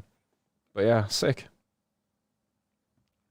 Keith Halloran says €250 in court, 8 months. Now still not getting it. Will do time before I'll give it to them. Been using it for the pain. Yeah, good stuff, Keith, guys. Like Keith, I would definitely be following on like that. I'm not paying any fines that the courts give me. My parents have offered me the money. My partner, there's many people have offered me the money. Even yourselves, guys, through the show, you've offered to fund the fines. No, I'm not paying the fines. I'll do the time. Like I've done the crime. I will do the time. Like it's not a crime, but if they want to put me in prison, so be it. Like, but I'm not going to pay them for like the privilege of not locking me up. because that's what it is. The prisons are full. They can't lock us all up. Keith, like yourself, you've got an unpaid fine. I've got an unpaid fine. My unpaid fine is going back to September, so that's about 5 months now. So there's 5 months now of me not paying that fine. I was down in court the other day. They didn't even bring up the fact that I hadn't paid the fine. I wonder, will it be brought up on the 23rd at the next court date? Who knows? But if they give me a fine at that court date, I'm not paying it. I'm going to appeal it, and I'm going to be making it, as difficult as possible for them. And I think everybody should be doing that. That'll deter them from trying to criminalise us any longer. Dylan Clary says, roll the blunt, but I need a J to balance myself out. I know some people who used to do that, actually. They'd roll up a nice pure spliff, and afterwards they would smoke a cig. Like, down to just, I need to hit a nicotine. But yeah, like they each their own, not knocking it, but definitely I think smoking without tobacco is better. But to each their own. I think there's a reason why there's a filter on your cigs, and then you're ripping the cigs up, putting that tobacco into an unfiltered joint. I think there's a problem there, but again, to each their own. Hunter K says, "Oh, that's it, Martin. All the keef, cleaning out the teeth and all of that. Do it once a month or so." Yeah, not normally. It's kind of the time I go at the keef is when I've come close to the end of my weed. Normally it's when it's the end of the weed, I'll be like, all right, so I'll start doing some keef bowls here. I'll start doing some cocktail bowls. Nothing worse than having keef and no weed to cocktail it up with, cocktail bowls are that's where it's at. I should probably do a cocktail bowl now. Kid Allen says, go down on Friday for the curry. Some channel's so good.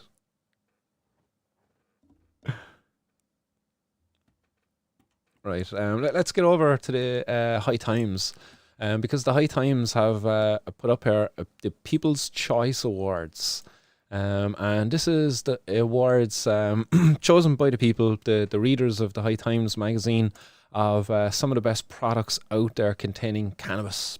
So this is just a picture of some of the many products out there, many different brands, many different kinds of products as well. There's a lot of flowers here. I think there's some balms, some hashes, tinctures, probably gummies actually in there.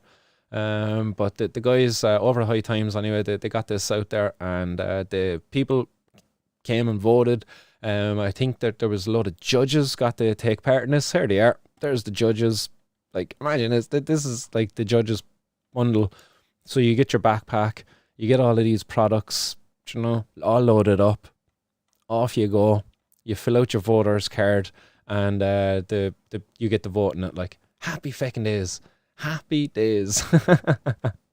So it says here, overall, the Cannabis Cup People's Choice saw its second year a total of 1,220 entries across 366 unique brands.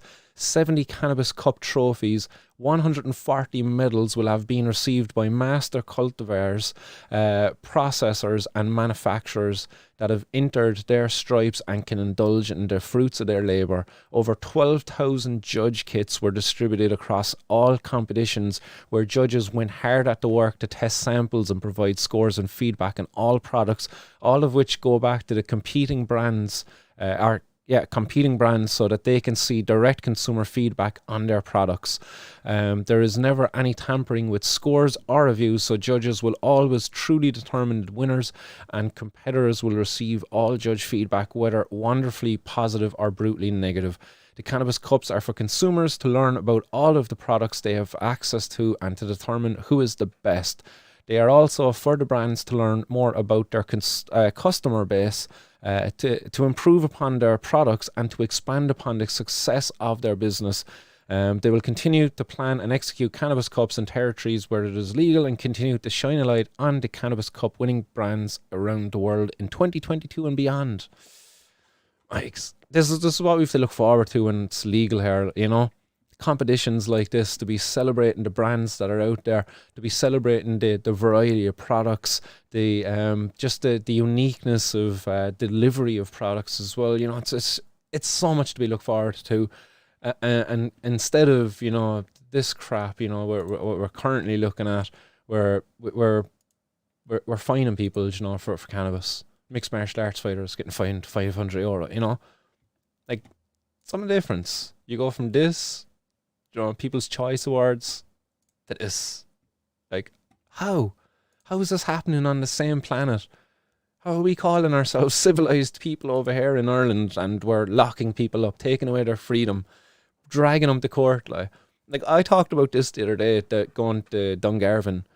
I had to drive from Cork to Dungarvan. I had to get into a vehicle and travel on a road, okay? Like, let's look at the average road that's for Ireland, like, let's just for the crack.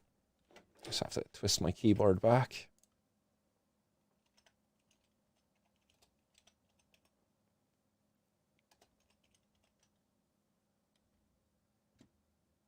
Average road that's in Ireland. Boom. Let's pop this up. So, there's the numbers.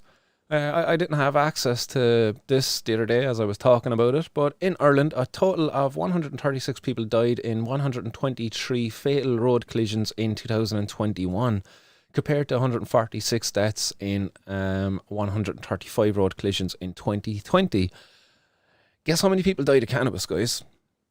None.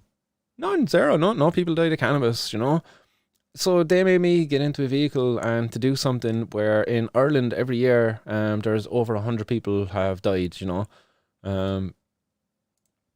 madness, isn't it? Like, that I could have died on the journey down there to go to court.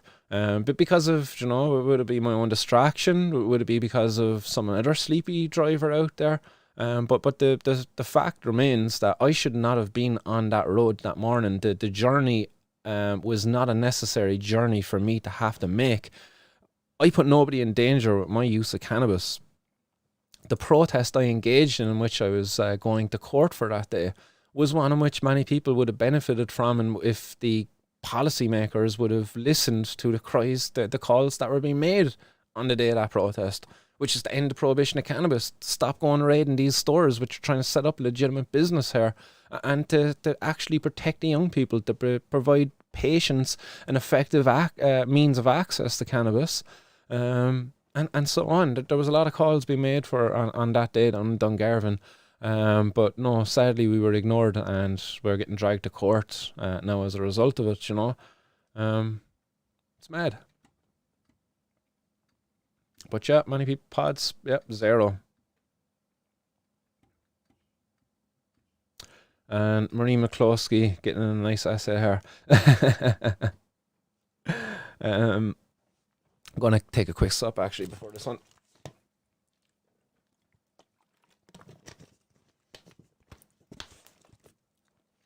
Marie getting a nice big comment. Anyway, you'll get a trip up the road to book you into the prison, and they let you out after a meal. Yep, that happens. You'll most likely be out after the same day if they jail you at all.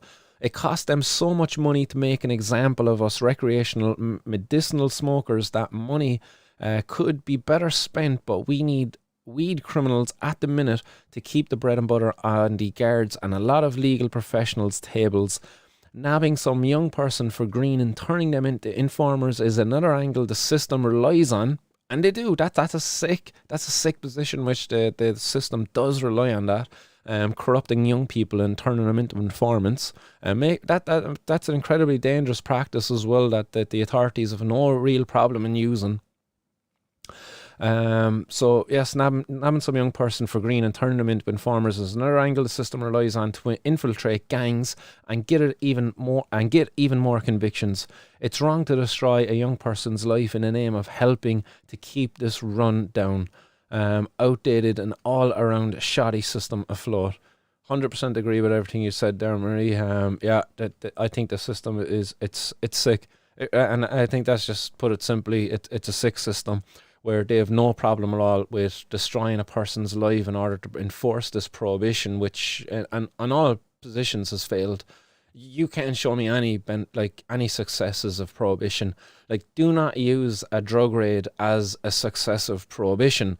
No, that is a result of prohibition. Like any of these pictures, such as the ones where you see the cops and they're standing around and sold it, and all of the drugs spread out, and it's like it's job well, and like that they parade that as a success, but like no, that's not a success. That's just a result of the prohibition that you've put in place. It's not a success. A success would be a less availability of drugs. So a success would be and the addiction rate not increasing in the younger population, new drugs not coming onto the market. That would be a success. That's not achieved. That's not going to happen because why? There's a demand. Whereas there's a demand, there's going to be somebody willing to fulfill that demand for a bit of monetary gain. But again, even the postman now these days fills that need, and prohibition, it's just not working.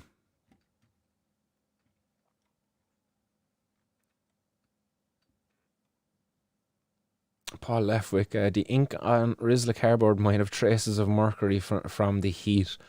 Interesting. I didn't know that, Paul, man, but yeah, I only would use raw tips myself. I'm a bit of a schnob. um, no, I don't have a pack handy, but anytime I would roll up blunt, I would always have those connoisseur packs of raws, and they always come with the old perforated tips. So the days of me ripping the old Rizlas, or even putting the three Rizlas together, man, long behind me. Happy days though, putting the three skins together, like, yeah, happy days. I don't know, like most people, I kind of got a bit even snobby in my ways around the three skins. You put two skins together, put them as far apart or to the edge as possible, and then you fold over the third skin, and you don't actually leave the third skin in there. You just use the gum from the third skin on the back of the two skins, remove that third skin, and then the two skins will stick together. So you have like a two skin, three skinner. So you reduce the amount of paper you were burning. Again, you're being a bit health conscious. You were like, oh yeah, how can we reduce the paper? Oh yeah, that was another way of doing it. Like, you put the two skins together, use the gum off the third skin, stick those two skins together, remove it, stick them together, and yeah, Bob's your uncle, Fanny's your aunt, and as high as you want to go. 5 minutes, guys. We got 5 minutes, or less than 5 minutes even. Pull up that 420 clock there now.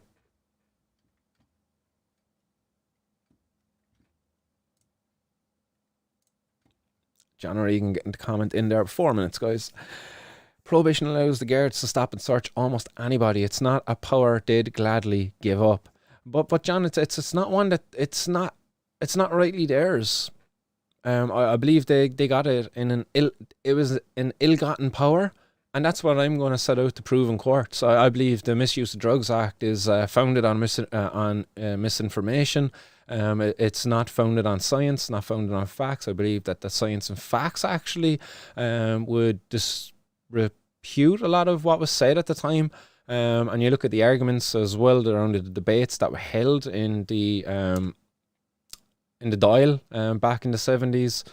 These guys, like, they didn't know what they were talking about at all. They just had this kind of idea, oh, cannabis is bad, and we have to, ban it at all costs, even if that includes lying about it.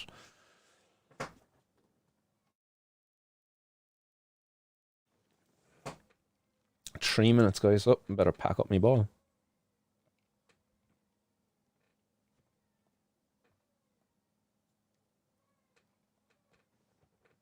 Yeah, that was Barry Fields, the L shape. The L shape, that was kind of when you were rolling on your own, wasn't it? The L shape, it's like a 1.5 skinner.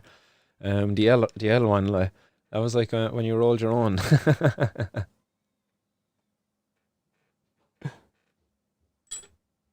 Yes, Rasher knows what I'm on about by the two skin, three skinner.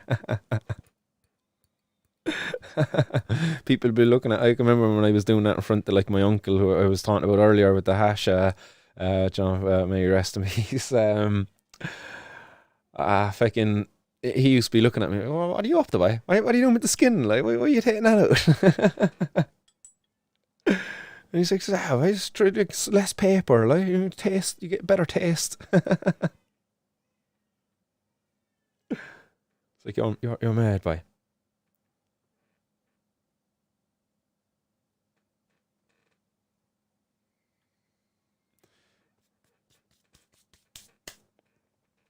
An L plate. L plate. Yeah, that was another one for it.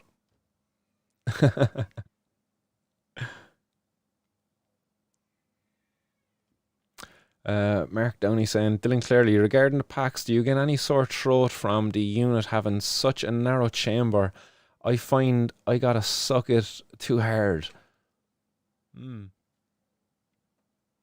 I haven't really used the packs anyway, so I can't really comment much on that one. I've used the Da Vinci, alright, but not the packs.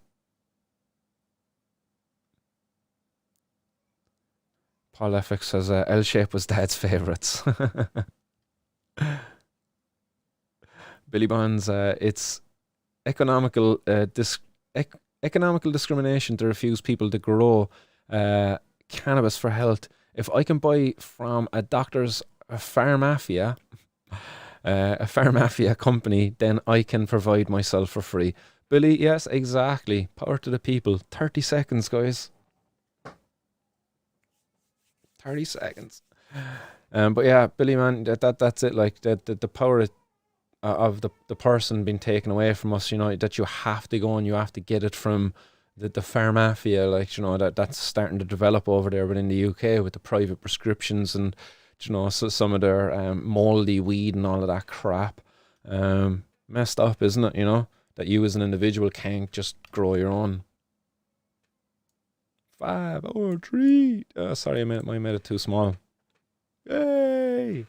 Happy 420. It's always 420 somewhere. You can always celebrate it on 20 past the hour, every hour. Just head to 420worldclock.com. We have to get buy some shares on 420worldclock.com, I'd say. John Finnegan says, what GB stuff like? It's good.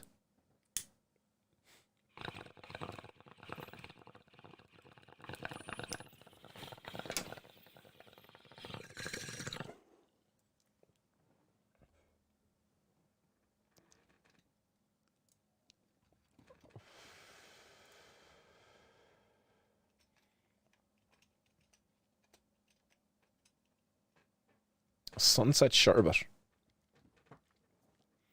I was thinking it was a sativa, but actually no, it's in here 85% indica, 15% sativa. So she'll probably creep up to me later on, maybe, because I'm feeling nice and high at the moment. I would have been feeling more of that sativa side. Nice and energized. But yes, that's the Sunset Sherbet. These are some of the photos up there. Ooh wee.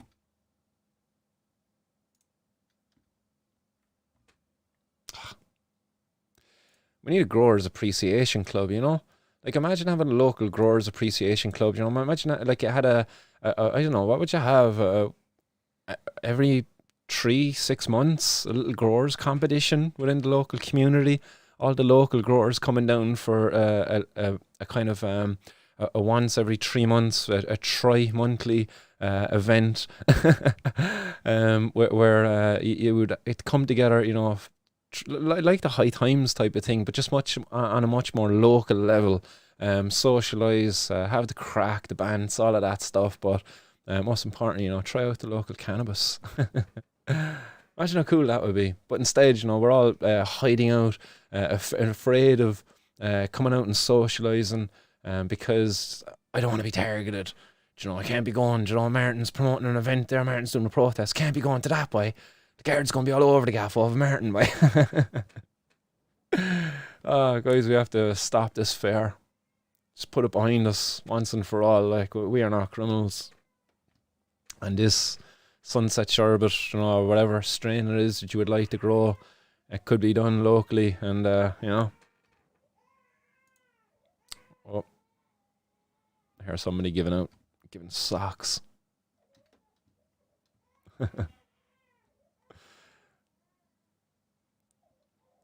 Rashers, my snobbery has moved on. Raw Blacks, backstrapped.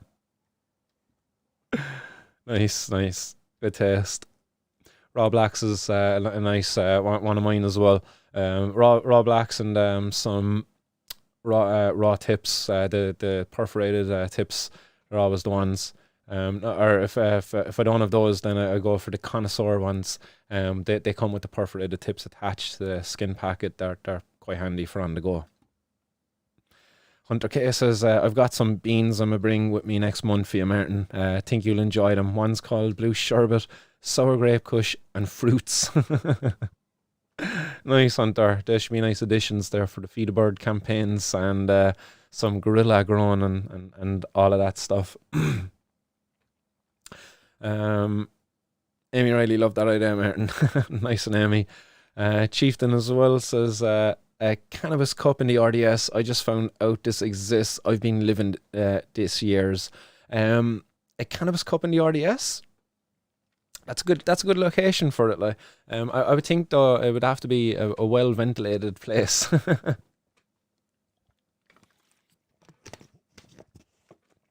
Have they got good extraction fans there? But I don't know. Imagine doing it in Croker. A big cannabis convention up there in Croker. or even down here in Cork, like, down in the park. And Parky Queeve, Parky Ring, either of them. Both are nice and big.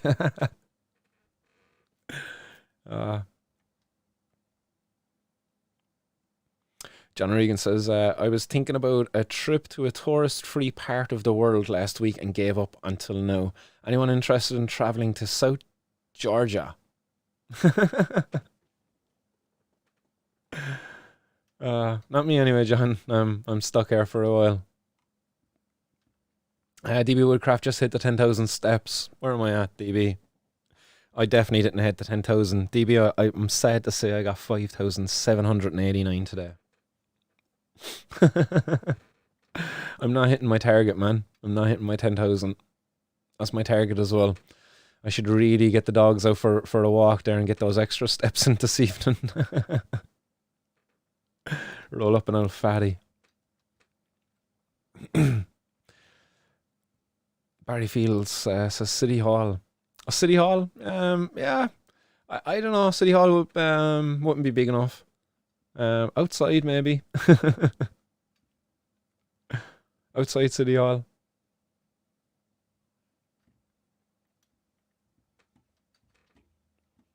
Oh, did I touch off of all of the news stories actually today? I think I did. Yeah, pretty much. Dublin gangster, large scale cocaine distributor. Yeah, you won't touch off him. They're pushing actually in the US to increase the level of THC in hemp. I'll get that one up there now again. Boom. Yes. This is over in the US. They're pushing to increase the THC limit in hemp to 1%.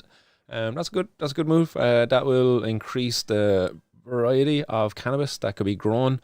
And the range of uses there for the farmers, because growing the cannabis plant for just the hemp part of the plant, which is just the fiber of the plant, is not enough. These other products that come off of it, such as the oils, such as CBD oils, the THC oils, even these are very valuable products from the crop. So this would be a very beneficial move if it's achieved. And it seems that there's other things within this bill which will improve the industry over there as well. So let's hope this is successful. But it's just one of many bills that's been pushed to improve access to cannabis over in the US at the moment. But yes, good waves being happening. Yeah, good things happening. Waves will be made yet. The federal legalization of cannabis, it's hopefully going to happen someday. Chieftain saying, I'd love it, Martin. I admire your stand. Now I know about it. I'm in 100% smoking some sorbet. Sorbet? Yeah, sorbet. DB Woodcraft. Slane Castle. That's a good one. That's a nice one, actually. Slane Castle. That'd be a class place for the Cannabis Cup of Ireland. Who would be the High King of Ireland? That'd be the crown. I would be pushing for that one anyway on the day. The High King for the day. That'd be a class one.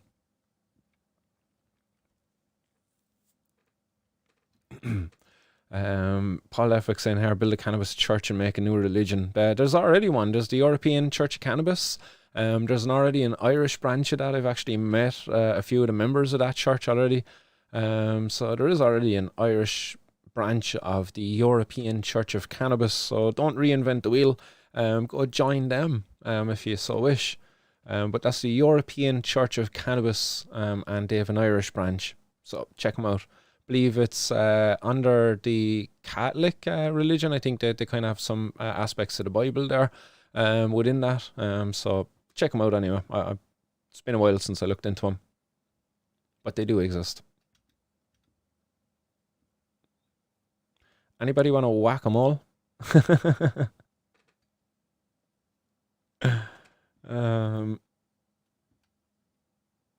Chieftain, great name for the champ hiking. Yeah, that's it. Like we have to have like it's kind of like we would do the fucking what was the hurling and the football.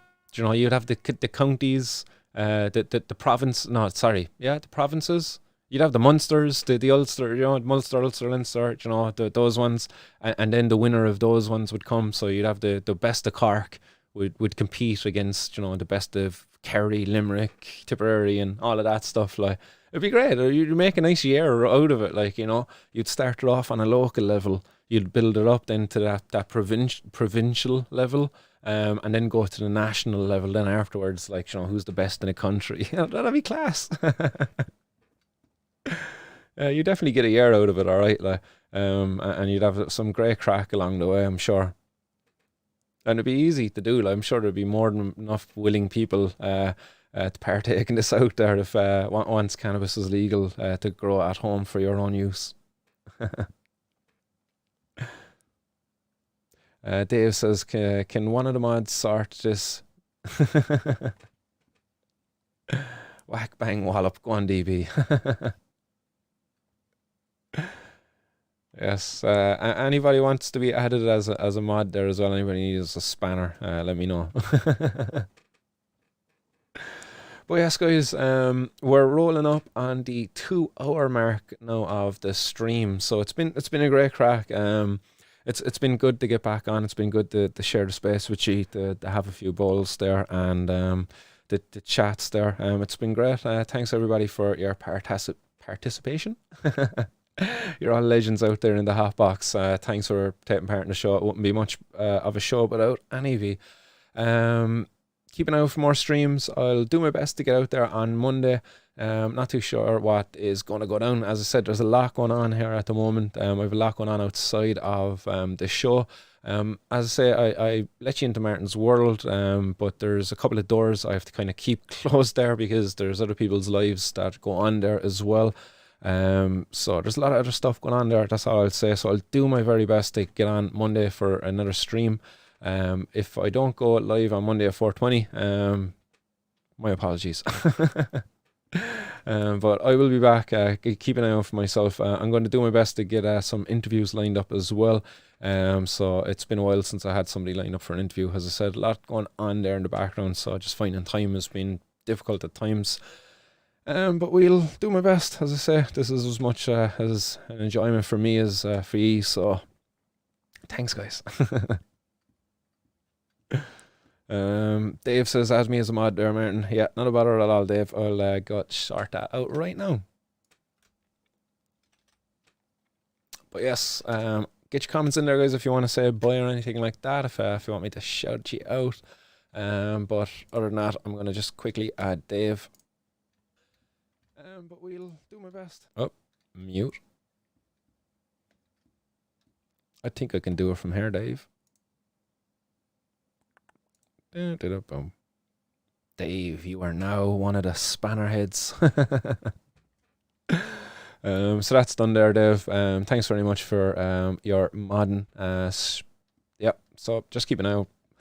There does be spammers drop in from time to time, spouting all sorts of stuff within the hotbox. So if you see them, yeah, just whack them with the hammer. So thanks, guys, absolute legends, all of you mods. So that's done there, Dave. So if you comment there, Dave, you will see your newly appointed spanner next to your name. Amy Riley says, thanks as always, Martin. Stay safe, guys. Have a good weekend. And yes, thanks very much, Amy, as well. And I'll echo that, guys. Stay safe, everybody. And certainly have a lovely weekend, guys. It is Saturday, after all. I don't know about you, but I'm going to be spending mine with my lovely daughter, Alexis, and hopefully Elijah and her mum as well. But yeah, we'll see what happens there. We'll get the dogs out for an old stroll.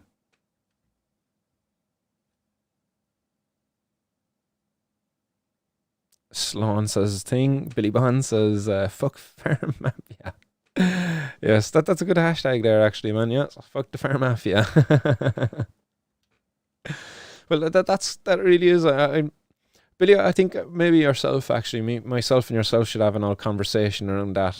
Just that hashtag and just your own story as well behind that, because there's a lot of reasons why that hashtag is up there. So I think we'll have to have another conversation and put another episode out there together, Billy. How does that sound?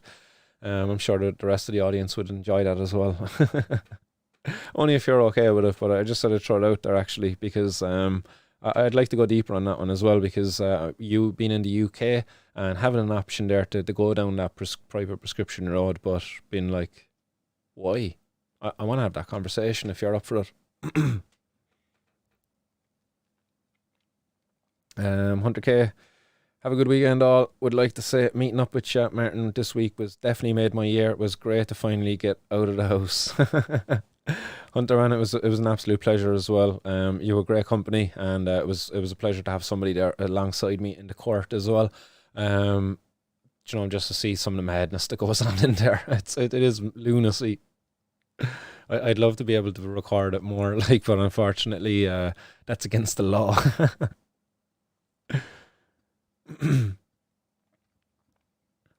John Regan, thanks for the show as always. Treat of the week.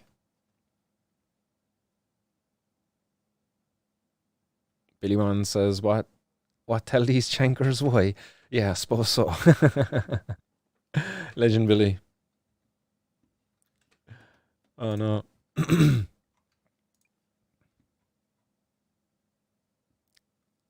Go on, John. I see John whack that one there really quick.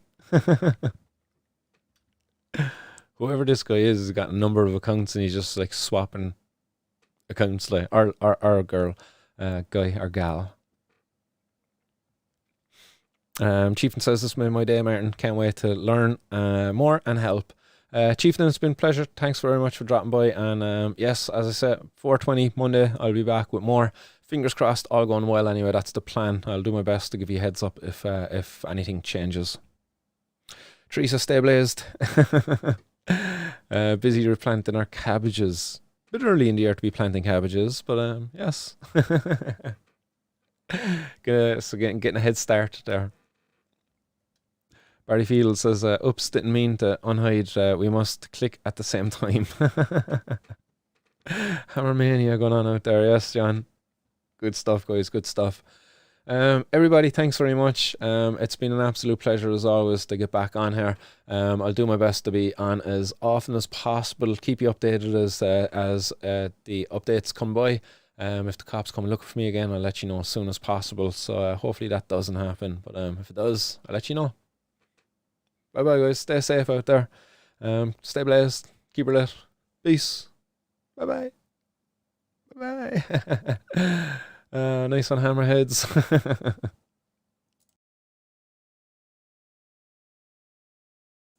Oh, I just see girls only popped in there, actually. Bye bye, girls only. I'm just saying bye, girls only.